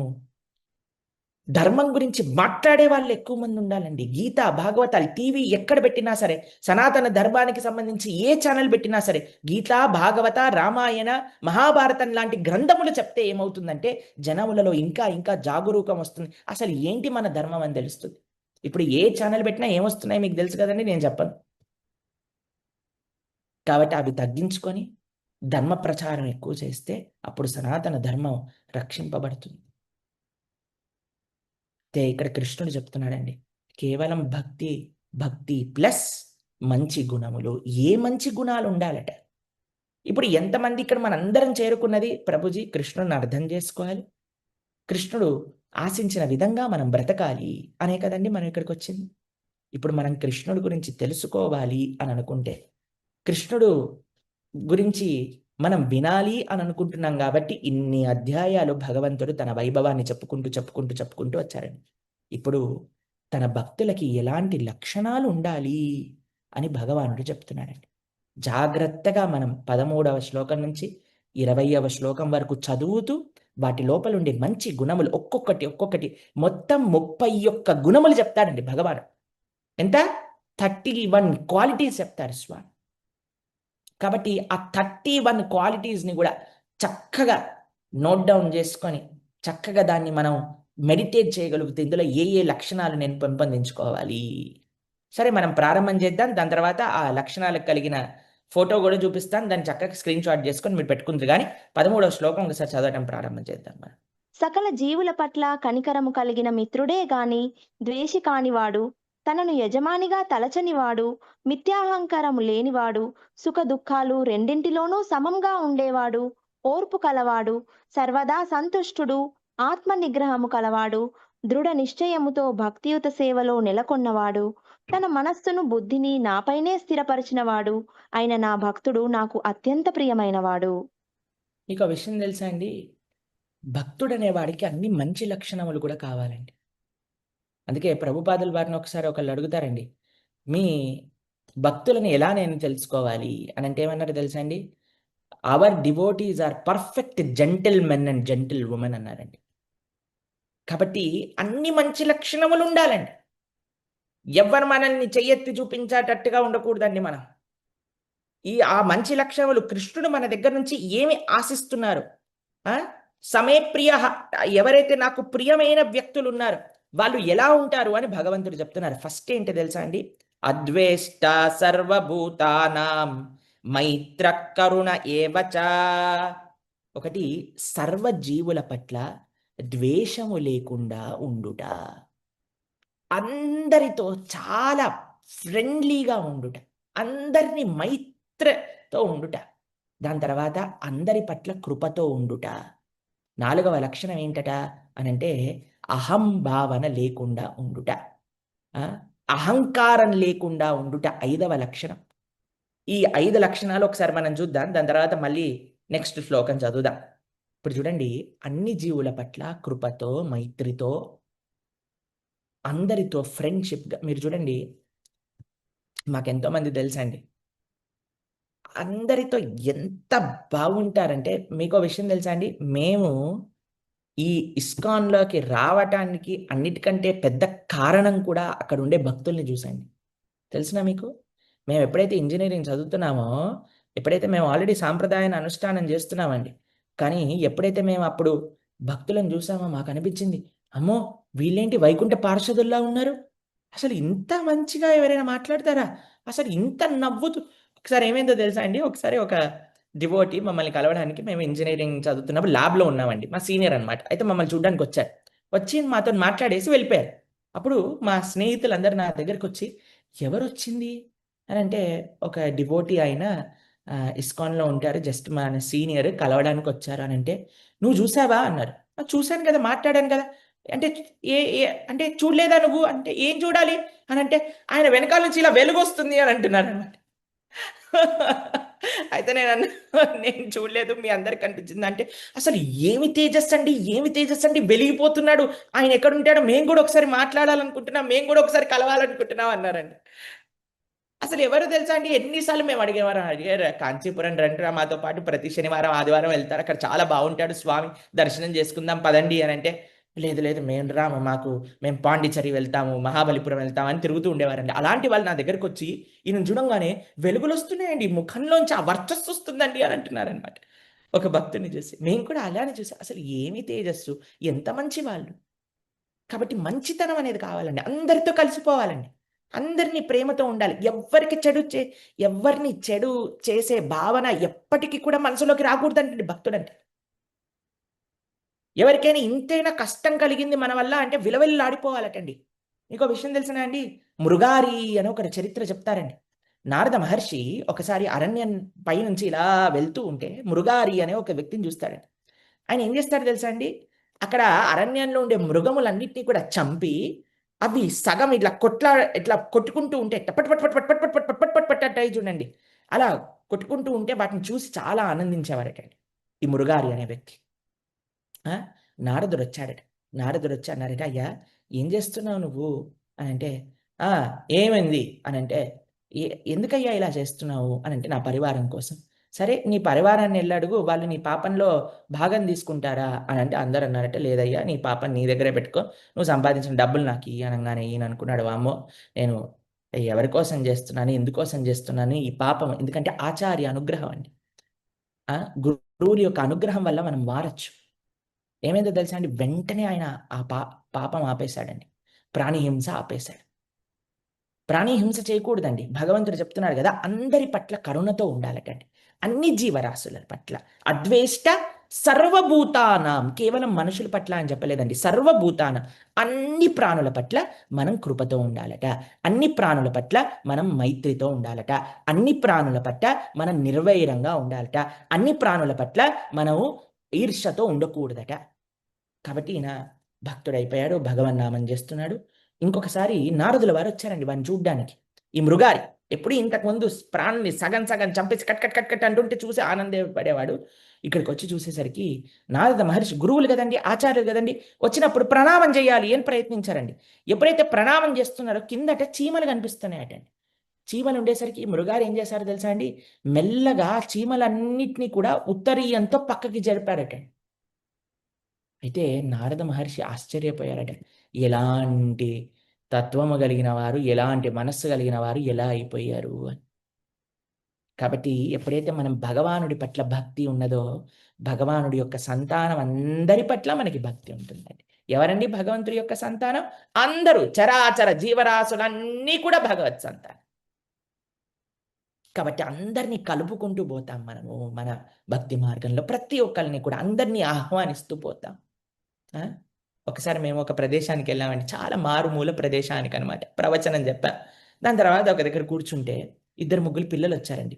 దూరం నుంచి ఇలా ఆశ్చర్యంతో కొద్దిగా భయంతో చూస్తున్నారు. నేనన్నాను, "ఇలా రండి, ఇలా రండి" అని ఇలా చెయ్యేసాననమాట వాళ్ళ పైన. చెయ్యేయంగానే "ప్రభుజీ మా పైన చెయ్యేసారు. అసలు ఎవ్వరు చెయ్యలేదండి మా పైన ఇప్పటి వరకు" అనన్నా. మేమన్నాం, "చెయ్యటం ఏంటయ్యా? ఇక్కడికొచ్చి బ్రహ్మాండంగా ఇక్కడ కూర్చో ప్రసాదం కూడా తిను" అని తినిపించాను. కాబట్టి ప్రభుపాదుల వారు చూడండి అందరిని ఆ! కేవలము భారతదేశంలో ఉండేవాళ్ళే భగవంతుడు సొంతం కాదండి. ఆ! భాగవతం చెప్తుంది. ప్రతి ప్రపంచంలో ఉండే ప్రతి ఒక్క రేస్ ఎవరైతే భగవంతుడిని ఆశ్రయిస్తారో శుద్ధ్యంతి తస్మై ప్రభ విష్ణవే నమః. కాబట్టి అందరూ భగవంతుని ఆశ్రయిస్తే వారు మంచి మార్గంలోకి, ధర్మ మార్గంలోకి ఈ లక్షణాలన్నీ వస్తాయండి. కాబట్టి వారు అంతటా ప్రచారం చేసి అందరినీ ఈ సనాతన ధర్మ మార్గం వైపు నడిపించారండి. కాబట్టి అందరినీ కలుపుకుంటూ వెళ్తారట, అందరి పట్ల మైత్రితో ఉంటారట, అందరి పట్ల కరుణతో ఉంటారట. దాని తర్వాత సుఖాన్ని దుఃఖాన్ని రెండిటినీ కూడా సమానంగా చూస్తారట. మీకు విషయం తెలిసిన అండి, రామచంద్రమూర్తికి దశరథ మహారాజు గారు పిలిచారు. పిలిచి, రామా రేపు నీకు పట్టాభిషేకం అన్నారటండి. నవ్వారటండి, అంతే వెళ్ళిపోయారట. మళ్ళీ మరుసటి రోజు పిలిచారండి కైకమ్మ యొక్క భవనానికి. పిలిచి, రామా నువ్వు అరణ్యవాసానికి వెళ్ళాలి అని అంటే మన ఆచార్యులు వర్ణిస్తారండి. రాముడు బయటకు వచ్చేటప్పుడు కెమెరా ఇప్పుడు చూడండి, కొన్నిసార్లు ఈ ఏమంటాము, ఈ పోలింగ్ బూత్లలో నుంచి ఆ సిట్టింగ్ ఎమ్మెల్యే ఎంపీలు బయటకు వచ్చేటప్పుడు చూస్తారనమాట వాళ్ళ ముఖాన్ని చూపించి, వాడు కానీ డల్గా ఉన్నాడు, ఓడిపోయాడు అయిపోయింది అని ఇస్తారనమాట. వాడు కానీ నవ్వుతూ ఇలా ఇంట్యూజియాస్టిక్గా బయటకు వచ్చారనుకోండి, గెలిచేశారు ఇంకా ఈయనకి తిరుగులేదు అని ఇస్తారు. అందుకు మొత్తం కెమెరాలు బయట ఉన్నాయన్నమాట. రాముడి ఎక్స్ప్రెషన్ ఎలా ఉండబోతుంది ఇప్పుడు, అరణ్యవాసం అయింది రాముడికి అని బయటికి రాగానే ఎంత నవ్వుతున్నాడట రాముడు అని అంటే, కమ్మన్ రామాయణంలో అంటారు, ముందటి రోజు రాముడికి రాజ్యం ఇస్తానన్నప్పుడు తామర పువ్వు ఎలా అయితే విరుచుకుందో, ఎంత సున్నితంగా సుకుమారంగా అందంగా ఉంటాడో అంత అందమైన నవ్వుతూ ఉన్నాడటండి రాముడు. మరుసటి రోజు నువ్వు అరణ్యవాసానికి వెళ్తే అప్పుడే విరుచుకున్న తామర పువ్వు అని అంటారండి. అప్పుడే పూసిన తామర పువ్వు ఇంకెంత అందంగా ఉంటాడండి. అంత అందమైన చిరునవ్వుతో భగవానుడు బయటికి వచ్చాడటండి. కాబట్టి అటు సుఖము ఇటు దుఃఖం ఈ రెండిటిలో కూడా సమానమైన భావన కలిగి ఉండాలి. ఎప్పుడు ఉండగలుగుతామో తెలుసా అండి, ఈ ప్రపంచంలో సుఖం వస్తుంది కష్టం వస్తుంది అని తెలిసినప్పుడు అండి. కాబట్టి we have to be prepared for everything. అందుకే మనం ఏమంటాం తెలుసా అండి, we should hope for the best and prepare for the worst అంట. We should hope for the best, అన్నీ బాగుండాలి స్వామి, కష్టపడతాను అంతా బాగుంది. ఏదైనా అవ్వకపోయింది అనుకోండి, పర్వాలేదు, let me give one more try, ఇంకోసారి ప్రయత్నం చేస్తాను. కాబట్టి ఈ దృఢ నిశ్చయం అనేది ఎప్పుడూ కూడా పోదటండి. సంతుష్ట సతతం యోగి, ఎప్పుడూ కూడా సంతుష్టంగా ఉంటారటండి. ఏది దొరికిన దాంట్లో సంతుష్టపడి చక్కగా. మీకు ఒక విషయం తెలుసా అండి, సంతుష్టత అనేది ఎంత ఉంది అనే దాన్ని బట్టి రాదండి. ఇది ఒక ఇంటర్నల్ ఫీలింగ్. ఎంతున్నా సరే ఇంకా కావాలనుకునే వాళ్ళు కూడా ఉన్నారండి. కానీ ఏమీ లేకపోయినా సరే చక్కగా ఉన్న దాంట్లో సుఖంగా ఉండటం, ఇది మనకి ముఖ్యం అండి. సుఖము సంతోషం సంతుష్టత ఒక లెవెల్ ఉండాలండి మనకి. ఇంత నాకు ఉంటే నేను ఆనందంగా ఉంటాను. అది ఎప్పుడైతే దాటిపోతుందో అప్పుడు ఈర్ష్య, ద్వేషము, లోభము ఇవి పెరుగుతాయండి. దాని తర్వాత నెక్స్ట్ శ్లోకం చదవండి, ఏమంటున్నారు చూడండి. యస్మాన్నో ద్విజతే లోకో లోకాన్నో ద్విజతే చయః హర్షామర్ష భయోద్వేగైర్ ముక్తో యః స చ మే ప్రియః. ఏ ఒక్కనికి కష్టాన్ని కలిగించని వాడు, ఎవరిచే కలత చెందనివాడు, సుఖ దుఃఖాలలో భయాందోళనలలో సమభావముతో ఉండేవాడు నాకు అత్యంత ప్రియమైనవాడు. చూడండి అక్కడ అంటున్నారు ఆత్మ నిగ్రహం కలిగిన వాడట. దాని తర్వాత స్థిరమైన నిశ్చయం దృఢ నిశ్చయం కలిగిన వారట. దాని తర్వాత ఎప్పుడూ కూడా కృష్ణుడు భగవానుడి పట్లనే బుద్ధి కలిగిన వారట. దాని తర్వాత ఈ శ్లోకంలో అంటున్నారండి, ఎవరిని కష్టపెట్టాలనుకోరట, ఎవరిని ఇబ్బంది పెట్టాలనుకోరట, ఎవరిని డిస్టర్బ్ చేయాలనుకో. కొంతమందికి ఇదే పని ఉంటుందండి, వేరే వాళ్ళని అనటం డిస్టర్బ్ చేయటం, వేరే వాళ్ళు మంచి పని చేస్తుంటే దాంట్లో ఉండే తప్పులు ఎంచటం డిస్టర్బ్ చేయటం. కాబట్టి వేరే వాళ్ళని డిస్టర్బ్ చేయకూడదటండి. మనం ఇప్పుడు మీకు ఒక విషయం తెలుసా అండి, లేచాక మనం ఒకటే దండం పెట్టుకోవాలి, స్వామి నువ్వు ఈరోజు నాకు ఈరోజు ఇచ్చావు, నేను ఈరోజు అయ్యేంత వరకు నేను నీకు బాధ్యత అప్పచెప్తున్నా, నేను ప్రతిదీ నీకు రిపోర్ట్ చేస్తాను. ఇప్పుడు చూడండి, పిల్లలకి డబ్బులు ఇచ్చారనుకోండి పాకెట్ మనీతో, దాంతోపాటు నాన్న ఏమేం ఖర్చు పెట్టావు కూడా రాయాలి అక్కడ. దాంతోపాటు ఎక్కడెక్కడ ఖర్చు పెట్టావు బిల్లు కూడా పట్టుకా రావాలి అని అంటే ఎంత జాగ్రత్తగా ఉంటామండి. అందుకే ప్రతిరోజు ప్రొద్దున లేవంగానే మాకు ఒక ప్రాక్టీస్ ఉంటుందండి. భక్తులందరికీ తెలిసి ఈ విషయం. వెంటనే లేచిన వెంటనే భగవానుడికి నమస్కారం చేసి, స్వామి ఈరోజు ఇచ్చా ఆచార్య అనుగ్రహం, గురువులని ప్రార్థన చేసుకొని, స్వామి నేను రాత్రికల్లా నీకు హిసాబ్ అంటారు చూడండి, మొత్తం కూడా మీకు అప్పచెప్తాను ఏమేం చేశాము అని అంటే ఎవరినైనా మనం ఇబ్బంది పెట్టగలుగుతామా చెప్పండి అసలు? మన మాటలతో కానీ చేష్టితములతో కానీ ఎవరిని ఇబ్బంది పెట్టలేమండి మనం. ఎందుకంటే స్వామి చూస్తున్నాడు అనే భావన మనకు ఉంటుంది కాబట్టి. అందుకే భక్తులు ఎప్పుడు కూడా ఎవరిని ఇబ్బంది పెట్టరట. ఇంకొకళ్ళు మనల్ని ఇబ్బంది పెట్టినా దానివల్ల మన మనస్సు విచలితం అవ్వదట. ఇబ్బంది పెట్టకపోవటం కష్టమండి, కానీ ఇబ్బంది పెడితే ఇబ్బంది పడకపోవటం అనేది ఇంకొక మెట్టు పైకి. ఎందుకో తెలుసా అండి? ఇది ఎలా సాధ్యం అవుతుందో తెలుసా అండి? ఒకళ్ళ నేచర్ అర్థం చేసుకోవడానికి. వీళ్ళు ఇంతే, ఇంకా మారరు, వీళ్ళ కర్మ అని అంటారు చూడండి కొంతమంది కొన్నిసార్లు. ఇంకేం చేస్తాం? చెప్పి చెప్పి చెప్పి చెప్పి మనం వీళ్ళు ఇంతే అండి. సపోజ్ కొంతమందికి సర్కాస్టిక్గా మాట్లాడే ఒక లక్షణం ఉంటుందండి. ఎందులో అయినా సరే సట్ సట్ అని సర్కాజం వదులుతూ ఉంటారనమాట. మనకు తెలుసు అనుకోండి వీళ్ళు ఇలానే మాట్లాడతారని, వాళ్ళ మాటల వల్ల మనం ఇబ్బంది పడాలి. కాబట్టి మనం ఎవరిని ఇబ్బంది పెట్టకూడదట, వేరే వాళ్ళు పెట్టినప్పుడు మనం బాధపడకూడదట. దాని తర్వాత ఏమంటున్నారు చూడండి, స్థిరమైన నిశ్చయం కలిగిన వారు, ఎవ్వరి చేతను కలత పొందని వారు. దాని తర్వాత సుఖ దుఃఖములందు మరియు భయము ఉద్వేగములందు సముచితుడై ఉండినట్టి వాడు అనునగు భక్తుడు నాకు చాలా ప్రియమైన వాడు. దాని తర్వాత ఏం శ్లోకం చెప్తున్నారు చూడండి. అనపేక్ష శుచిర్దక్ష ఉదాసీనో గతవ్యదః సర్వారంభ పరిత్యాగి యో మద్భక్తః సమే ప్రియః.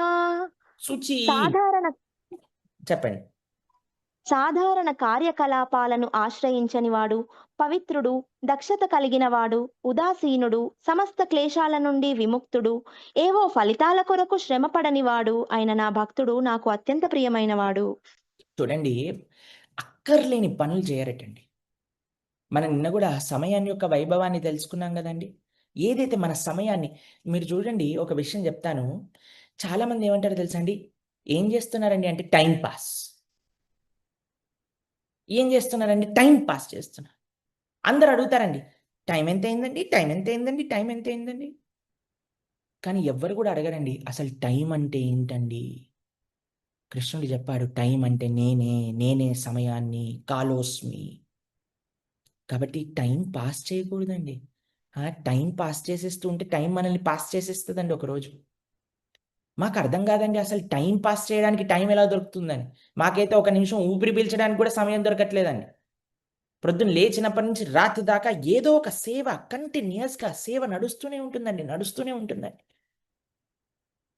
ఆచార్య అనుగ్రహం అనుకుంటాం మేమైతే కొన్నిసార్లు ఒక్క నిమిషం కూడా మనసు ఒకసారి ఏదైనా విషయం ఇంకొకటి ఆలోచించాలన్నా ఆలోచించని సమయం కూడా ఉండదండి అసలు.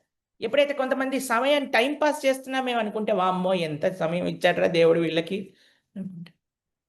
కాబట్టి అనవసరమైన విషయాలకి సమయం వృధా చెయ్యరట. అనర్థకాలత్వం అంటారండి. కాలాన్ని జాగ్రత్తగా ఉపయోగించుకోవాలండి. ఎన్ని మంచి గుణాలు చెప్పండి. ఇవన్నీ మంచి లక్షణములు కాదా అండి?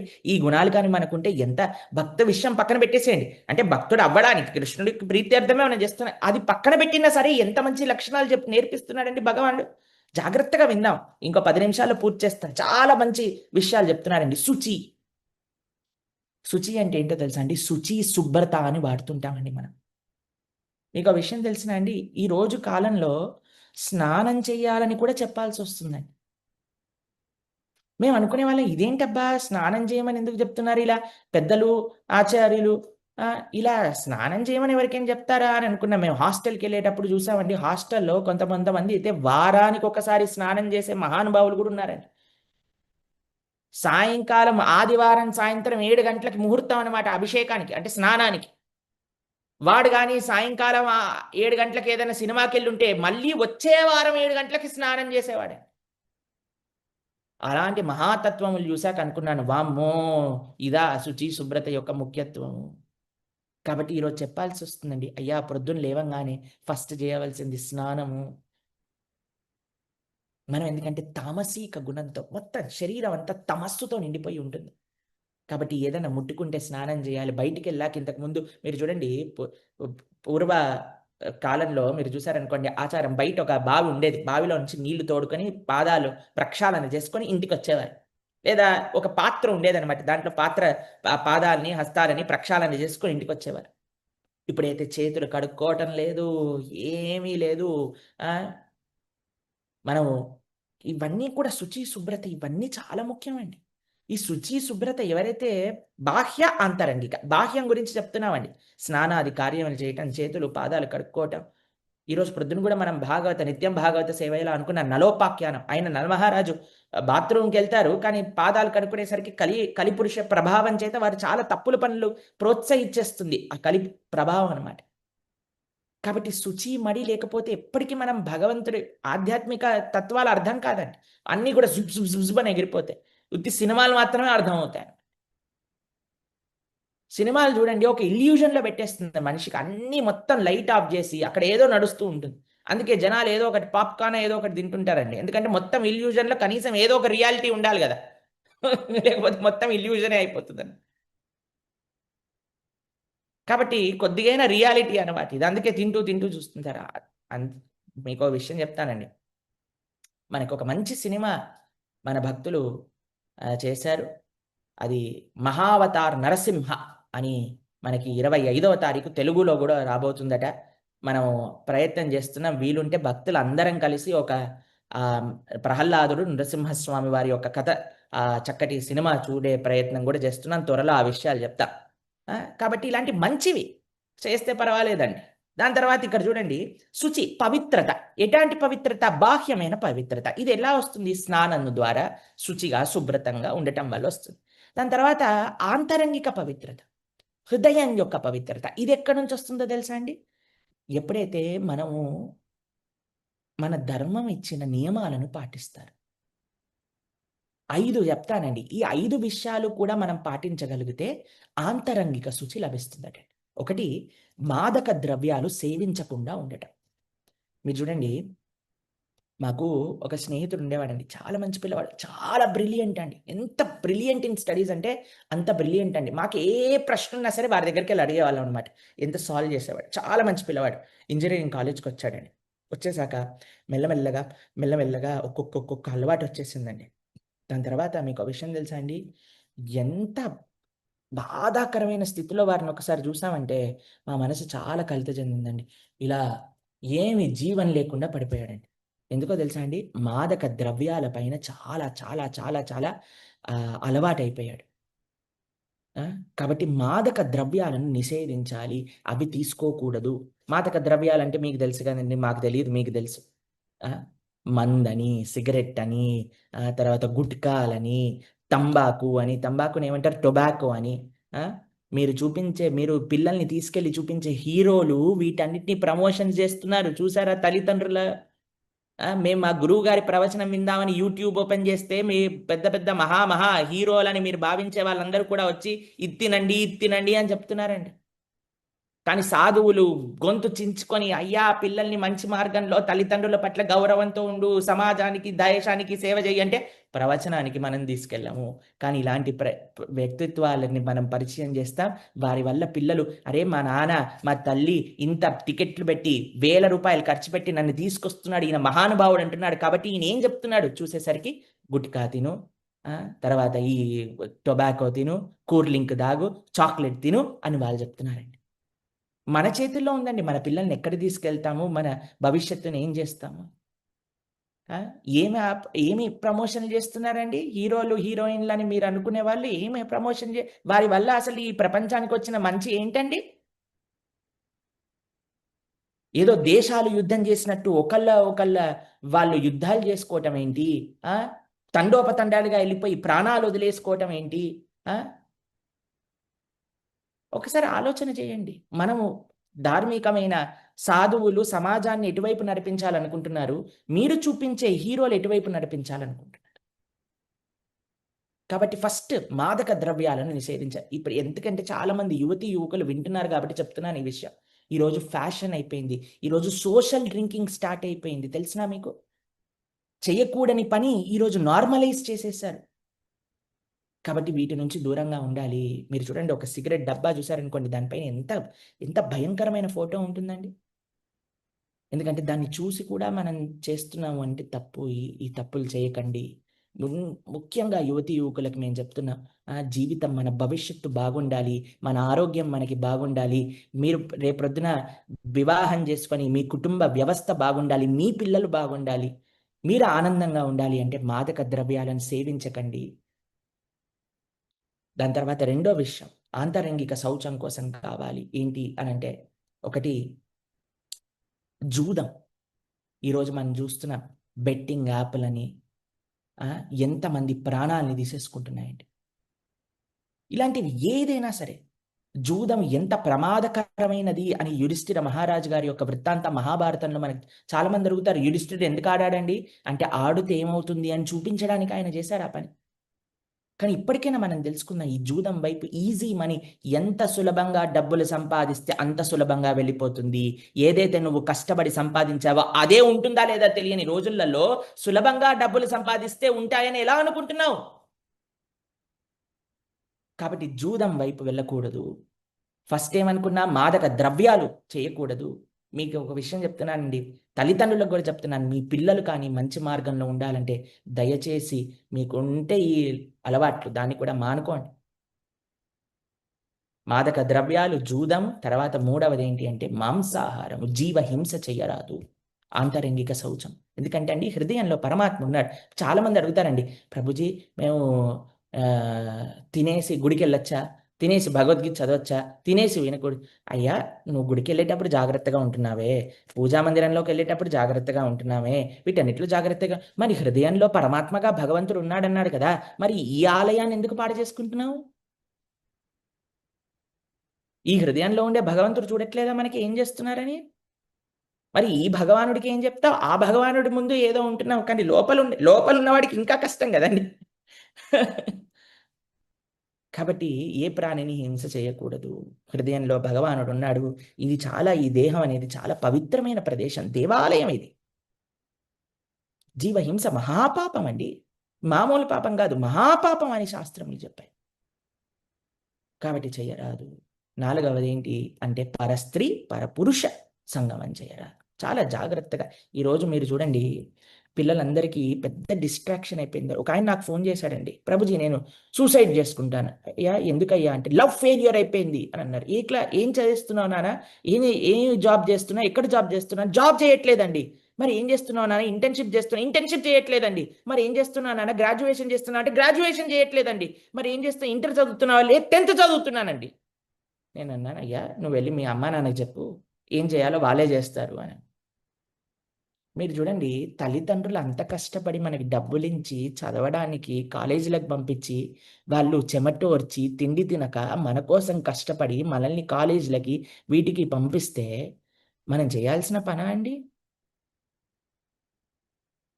ఏ వయసులో ఉండేది ఆ వయసుకు ఉండే. నువ్వు కష్టపడి సంపాదించి, నువ్వు చెమటోర్చి, నీకు డబ్బులు విలువ తెలిసి, నీ జీవితాన్ని నువ్వేం చేయాలనుకుంటున్నావో అప్పుడు ఆలోచన చేయి ధర్మ ప్రకారంగా, అది కూడా తల్లిదండ్రుల యొక్క అనుగ్రహంతో. రాముడంతటి వాడు దశరథ మహారాజు గారి యొక్క ఆజ్ఞ లేకుండా నేను వివాహం చేసుకోను అని ఉంటే, జనక మహారాజు పరిగెత్తి తొందరగా వెళ్ళి దశరథ మహారాజును పిలుచుకరండి అని గుర్రాల పైన వారి యొక్క భటులని పంపిస్తే, వారెళ్ళి దశరథ మహారాజు వచ్చి, దశరథ మహారాజు ఆమోగం పంపించాక అప్పుడు వివాహం జరిగింది. కాబట్టి మనము జాగ్రత్తగా ఉండాలండి ఈ విషయంలో. మేము ఏదో ప్రేమకి ఎగెయిన్స్ట్ కాదండి, ధార్మికమై ఉండాలి. ప్రతిదానికి ఒక సమయం ఉన్నది, దాన్ని ఫాస్ట్ ఫార్వర్డ్ చేయాల్సిన అవసరం లేదు. జీవితంలో ప్రతిదానికి ఒక సమయం వస్తుంది. తల్లిదండ్రులు వివాహం చేసుకోలేదా అంటే చేసుకున్నారు, కానీ డోంట్ ఫాస్ట్ ఫార్వర్డ్ ఇట్. కాబట్టి ఇప్పుడు టీచర్లు చెప్తుంటారు మాకు, ప్రభుజీ స్కూల్లో ఉండే పిల్లల నుంచి ప్రేమలు అవి ఇవి ప్రారంభమైపోయాయి. ఎందుకండి అవన్నీ మనకి? కాబట్టి ఇక్కడ ఆంతరంగిక శౌచం, బాహ్యమైన శౌచం ఈ రెండు కావాలట. ఈ 4 చేస్తే ఆంతరంగిక శౌచం. దీంతో పాటు 5 విషయాలు చెప్పాను కదండి, ఈ 4. ఒకటి 5వది ఏంటి అంటే భగవన్నామాన్ని చెప్పుట. అపవిత్ర పవిత్రోవా సర్వావస్థాన్ గతోపివా యత్స్మరేత్ పుండరీకాక్ష సబాహ్య అభ్యంతర శుచి. లోపల బయట శుచిని ఏది ఇస్తుందట అంటే భగవంతుడి యొక్క నామం మనకి ఇస్తుందట. అందుకే భగవన్నామను పలుకుతే ఈ 4 చెడలవాట్లు కూడా మనం దూరం పెట్టగలుగుతాం.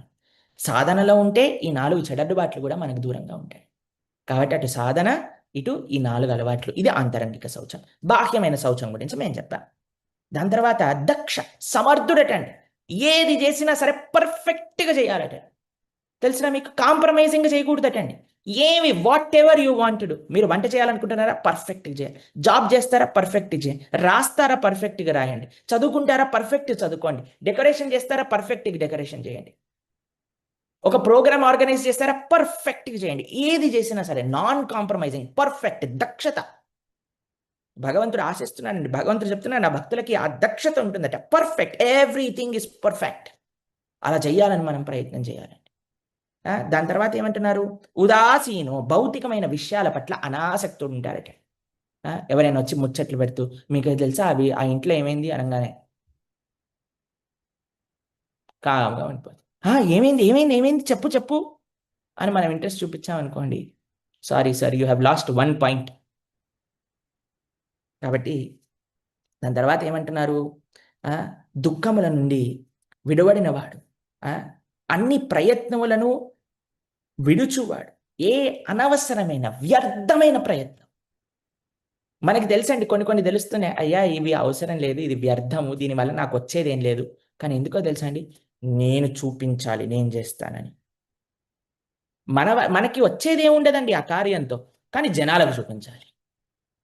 కాబట్టి ఇలాంటి వ్యర్థమైన ప్రయత్నములు చెయ్యాలట. దాని తర్వాత ఏమంటున్నారో నెక్స్ట్ శ్లోకం చదవండి ఒకసారి. యో న హృష్యతి న ద్వేష్టి న శోచతి న కాంక్షతి శుభాశుభ పరిత్యాగి భక్తిమాన్య సమే ప్రియః. దాని తర్వాత శ్లోకం కూడా చదవండి. సమః శత్రౌ చ మిత్రే చ తథా మానాపమానయోః శీతోష్ణ సుఖ దుఃఖేషు సమః సంఘ వివర్జితః తుల్యా నిందాస్తుతిర్మౌని సంతుష్టో येन కేనచిత్ అనికేతః స్థిరమతిర్ భక్తిమాన్ మే ప్రియో నరః. అర్థం,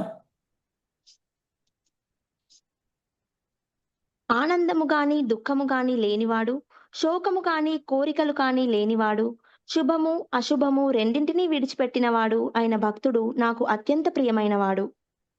నెక్స్ట్ శత్రుమిత్రుల పట్ల సమంగా ఉండేవాడు, మాన అవమానాలలో శీతోష్ణాలలో సుఖ దుఃఖాలలో నిందాస్తుతులలో సమచిత్తము కలిగినవాడు, దుష్ట సాంగత్యము నుండి సర్వదా దూరంగా ఉండేవాడు, ఎల్లప్పుడూ మౌనంగా ఉండేవాడు, దేనితోనైనా సంతుష్టి చెందేవాడు, నివాసం ఏదైనా పట్టించుకోనివాడు, జ్ఞానంలో సుస్థిరుడు, భక్తియుత సేవలో నెలకొన్నవాడు అయిన మనుజుడు నాకు అత్యంత పరమ ప్రియుడు. మీరు చూడండి, ఇక్కడ మనకి స్వామి ఒక అద్భుతమైన విషయాన్ని చెప్తున్నారు. 2 నుండి సమభావన కలిగిన వాడట. నింద చేస్తున్నా సరే వారిని సమానంగా చూసేవాడటండి. అటు పొగుడ్తలని కూడా సమానంగా చూసేవాడట.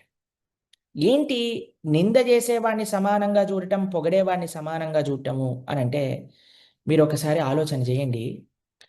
కొంతమంది మన జీవితంలో కేవలం మనల్ని ఇన్స్టిగేట్ చేయడానికి వస్తూ ఉంటారండి. తెలిసినా మీకు, కేవలం ఇన్స్టిగేట్ చేయడానికి వస్తూ ఉంటారు. వాళ్ళ మాటలతో మనం ఇన్స్టిగేట్ అయిపోయి చూస్తాను ఇప్పుడు వీడి పని అని మనం ప్రారంభం చేసామనుకోండి, ఎంతో సమయం వేస్ట్ అయిపోతుందండి. మనకి ఎంతో సమయం వేస్ట్ అయిపోతుంది. మీరు చూడండి, రామాయణంలో హనుమ రామకార్యం కోసం బయలుదేరుతారండి. జై శ్రీరామ్ అంటుంటే బయలుదేరిపోతారు.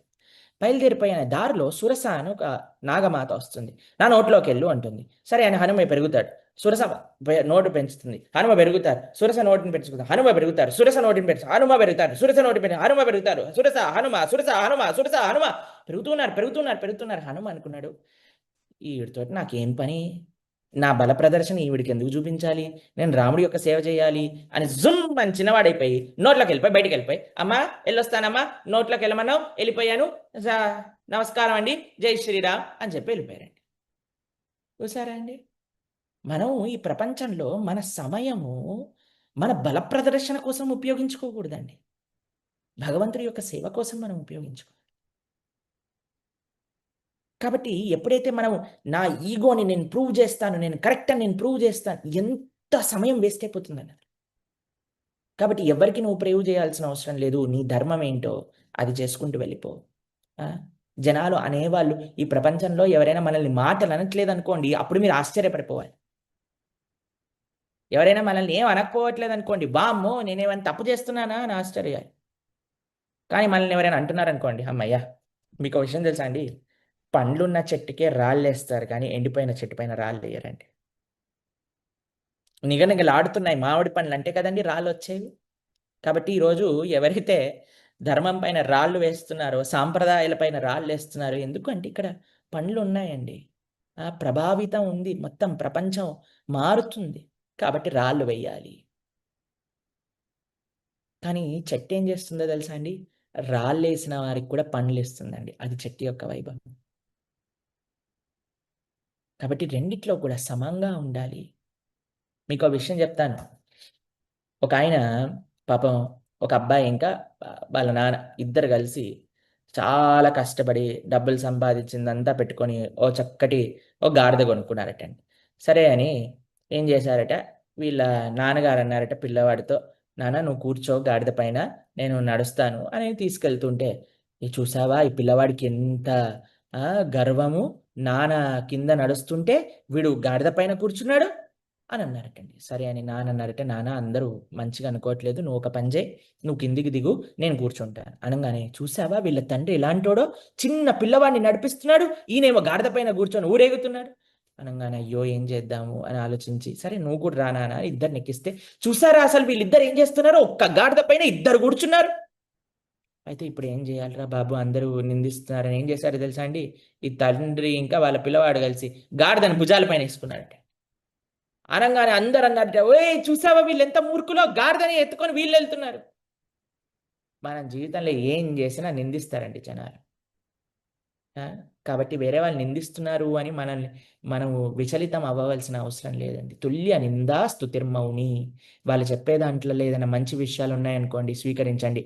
నేను మారాలి అని నిజంగా వాళ్ళు మంచి ఆశతో చెప్పేవాళ్ళు ఉంటారండి, మనం మారాలి అని. ఆచార్యులు గురువుల ఆ భావనతో మనకు చెప్తారండి. వారు చేసే ఉపదేశములు మనం స్వీకరించి, మనం ఎవరికి మన ఎమోషన్స్ మనం చేసి తప్పేంటో తెలుసా అండి, ఎవరైనా ఏదన్నా వెంటనే ఎమోషన్ని బయట పెట్టేస్తామని, కాదు అది కీదేది అది ఇది అనేస్తాం. కాదండి, ఏం చేయాలి తెలుసా అండి, ఎమోషన్స్ని తీసుకొని కొద్దిగా రూమ్లోకి వెళ్ళండి, తలుపేసుకొని ఆలోచించండి. 1 2 3 4 5 6 7 8 9 10 అభాండాలు వేశారు, ఇందులో ఎన్ని కరెక్ట్? ఓ 2 కరెక్ట్, మిగతా అవన్నీ రాంగ్, అన్ని తీసి బయటపడేయండి. 2 కరెక్ట్, దీన్ని ఎలా నేను మార్చుకోవాలి అనుకోండి, భగవంతుడికి సమాధానం చెప్పండి, చాలు. కాబట్టి ఈ పని మనం చేయాలి. దాని తర్వాత ఏమంటున్నారండి ఇక్కడ, దేని చేతను సంతృష్టి నొందని వాడు, భౌతికమైన విషయాల చేత సంతృష్టి నొందక ఆధ్యాత్మిక విషయాలు ఇంకా ఇంకా ఇంకా ముందుకు వెళ్ళాలి అని ప్రయత్నించేవారు మౌనం కలగేవాడు. మౌనం అండి అన్నిటికంటే పెద్ద గొప్ప విషయం ప్రపంచంలో. అనవసరమైన చోట మాట్లాడకుండా ఉండటం. అనవసరమైన చోట మాట్లాడకుండా ఉండగలిగితే మనం ఎంత ఉపకారం మనకి మనం చేసుకుంటామో, మనతోటి ఉండే వాళ్ళకి చేసుకుంటామో చెప్పలేమండి. ముఖ్యంగా పెద్దవారికి చెప్తున్నాను, వయసు అయిపోయిన వారు ఎంత మౌనంగా ఉంటే మన కుటుంబంలో అంత శాంతి ఉంటుంది. మాట్లాడాలి అనంటే భగవంతుడి గురించి మాట్లాడాలి, పెద్దవారు మాట్లాడాలి, ఆశీర్వాదం ఇవ్వాలి. అమ్మాయి బావ అమ్మగారు అత్తగారు ఆశీర్వాదం ఆశీర్వాదం ఆశీర్వాదం, పదండి పదండి బ్రహ్మాండంగా, హరిరామ్ హరికృష్ణ, నమస్కారం నమస్కారం, జై శ్రీరామ్, చాలు. కుటుంబం బ్రహ్మాండంగా ఉంటుంది. ఎందుకో తెలుసా అండి, అనవసరమైన చోట్లలో మాట్లాడేసరికి మనం లేనిపోని కష్టాలన్నీ తెచ్చిపెట్టుకుంటామండి. కాబట్టి ఒక్కటి ఆలోచించాలండి, వాక్కు భగవంతుడిచ్చిన ఒక శక్తి అండి, చాలా గొప్ప వరం అండి. ఇంకా ఏ ప్రాణి మాట్లాడలేదండి. మంచి విషయాలైతే మాట్లాడనే లేదండి. మనిషికి మాత్రమే మంచి విషయాలు మాట్లాడే ఒక లక్షణం భగవానుడు ఇచ్చాడు. కాబట్టి దాన్ని మంచిగా సమాజం హితమయ్యే 10 మందికి మంచి చేసే మాటలు కానీ మనం మాట్లాడితే అది మనకి మంచిది, సమాజానికి మంచిది. అలా ఇక్కడ ఇలాంటి 31 లక్షణములండి. మీకు స్క్రీన్ పైన చూపిస్తాను. స్క్రీన్ షాట్ తీసుకోండి. అన్ని లక్షణాలు ఎక్స్‌ప్లెయిన్ చేయలేకపోతున్నా. ఎందుకంటే కొద్దిగా లేట్ అయిపోయింది కాబట్టి ఈరోజు. స్క్రీన్ షాట్ తీసుకొని దీన్ని జాగ్రత్తగా మీరు మనన చేసుకుంటూ ఉండండి. ఇంకో ఒక్క ముఖ్యమైన విషయం చెప్తానండి. ఎప్పుడూ కూడా మంచి సాంగత్యంలో ఉండేవారు చెడు సాంగత్యాన్ని విడిచేవారు. మీకు ఈ 31 లక్షణాలు కావాలి అనంటే మంచి వాళ్ళ యొక్క సాంగత్యంలో ఉంటే ఈ 31 లక్షణములు వస్తాయి. సాధు సాంగత్యంలో ఉంటే వస్తాయి. కానీ మీకు ఈ 31 లక్షణములున్నా చెడు చెడు వ్యక్తుల యొక్క చెడు సాంగత్యం అంటే ఏంటో తెలుసా అండి? మనకి మనమే పరిశీలన చేసుకోవాలి. ఎవరి దగ్గరికి వెళ్తే నా చెడు భావనలను ఫ్యాన్ అవుతాయి. పర్వాలేదురా చెయ్యిరా, ఇంకా ఏం పర్వాలేదురా, అందరు చేస్తున్నారా, నువ్వు చేస్తే ఏమవుతుందిరా, ఇంకా చెయ్యాలి, ఇంత చేస్తే పర్వాలేదురా అని ఎవరైతే మన చెడు లక్షణములను ఓకే పర్వాలేదు నార్మలైజ్ చేసేస్తారో వాళ్ళు చెడు సాంగత్యం. ఎన్ని మంచి గుణములు మనకున్నా చెడు వ్యక్తుల దగ్గరికి వెళ్తే ఆ మంచి గుణములు నిలవవు. ఎన్ని చెడు లక్షణములున్నా సరే మంచి సాంగత్యంలోకి వచ్చామనుకోండి, ఆ చెడు లక్షణములన్నీ పోయి ఈ మంచి సాంగత్యంలో వస్తాయి. ఇలా కానీ మనం ఉండగలిగితే we want to make Krishna proud. Krishna should be happy at the end of the day. కృష్ణుడు అనుక వీడు నా భక్తుడయ్యా, ఎంత బాగా చెప్తున్నాడు కదండి. నా భక్తుడు నాకు ప్రియమైన వాడు అని భగవంతుడు కానీ ఈ ప్రౌడ్ అవ్వాలి మనల్ని చూసి అనంటే మనం ఈ 31 లక్షణాలు కూడా ఇన్కల్కేట్ చేసుకోవాలి, అలవాటు చేసుకోవాలి. కాబట్టి వీటి గురించి చింతించండి, కొద్దిగా సమయం తీసుకోండి. ఈరోజు ఎక్సర్సైజ్ అనుకోండి. మీకు సమయం వచ్చినప్పుడు ఈ 31 లక్షణములలో ఏవేవి నేను పెంపొందించుకోవాలి. కాబట్టి ఇలా కానీ మనం ఉండగలిగితే భగవంతుడికి ప్రీతి పాత్రం అవుతావట. దానికంటే ఎక్కువ మనకి ఏం కావాలండి? ఒకసారి ఈ అధ్యాయంలో ఏం నేర్చుకున్నామో ఒకసారి చక్కగా మనం రివిజన్ చేసుకుందాం, రీక్యాప్ చేసుకుందాం. Krishna's personal form is enchanting, very easy to attain. కృష్ణుడి యొక్క సాకార రూపాన్ని పొందటము అనంటే భగవంతుడి యొక్క సేవ చేసుకోవటము సాకార రూపంలో చాలా చాలా సులభం. Why to endure difficulties when bhakti path is so easy. ఆధ్యాత్మిక మార్గంలో ఇబ్బంది పడటం ఎందుకండి? చక్కగా భక్తి చేసి తరించటం కంటే. You want to love Krishna, understand what he likes and impress him.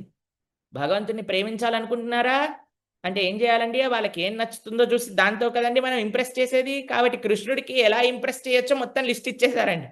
ప్రపంచంలో పాపం చాలా కష్టపడుతుంటారు ఎలా ఇంప్రెస్ చేయాలని. మా స్వామి అయితే మొత్తం చెప్పేశాడు, ఈ పనులు చేస్తే ఇంప్రెస్ అయిపోతాను. దాని తర్వాత ఏమంటున్నారు? From your place at your pace access my grace. ఇది భగవంతుడి యొక్క పరిపూర్ణ కృప అండి. అయ్యా నువ్వు ఏ స్థాయిలో ఉన్నా పర్వాలేదు, నీ యొక్క ఇది ఎంత మెల్లగా అయినా పర్వాలేదు, కానీ నా యొక్క కృపని యాక్సెస్ చేస్తూ మెల్లమెల్లగా ధార్మికమైన మార్గంలో నడుస్తూ ముందుకెళ్తూ ఉండు. దాని తర్వాత ఏమంటున్నారు?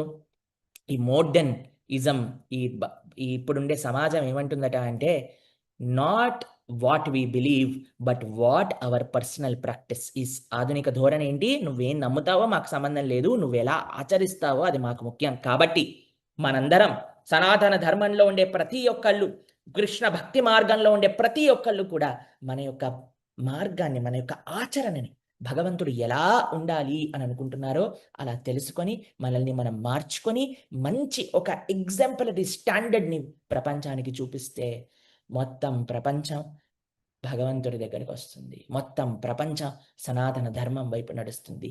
దాంట్లో ఎటువంటి సందేహమే లేదు.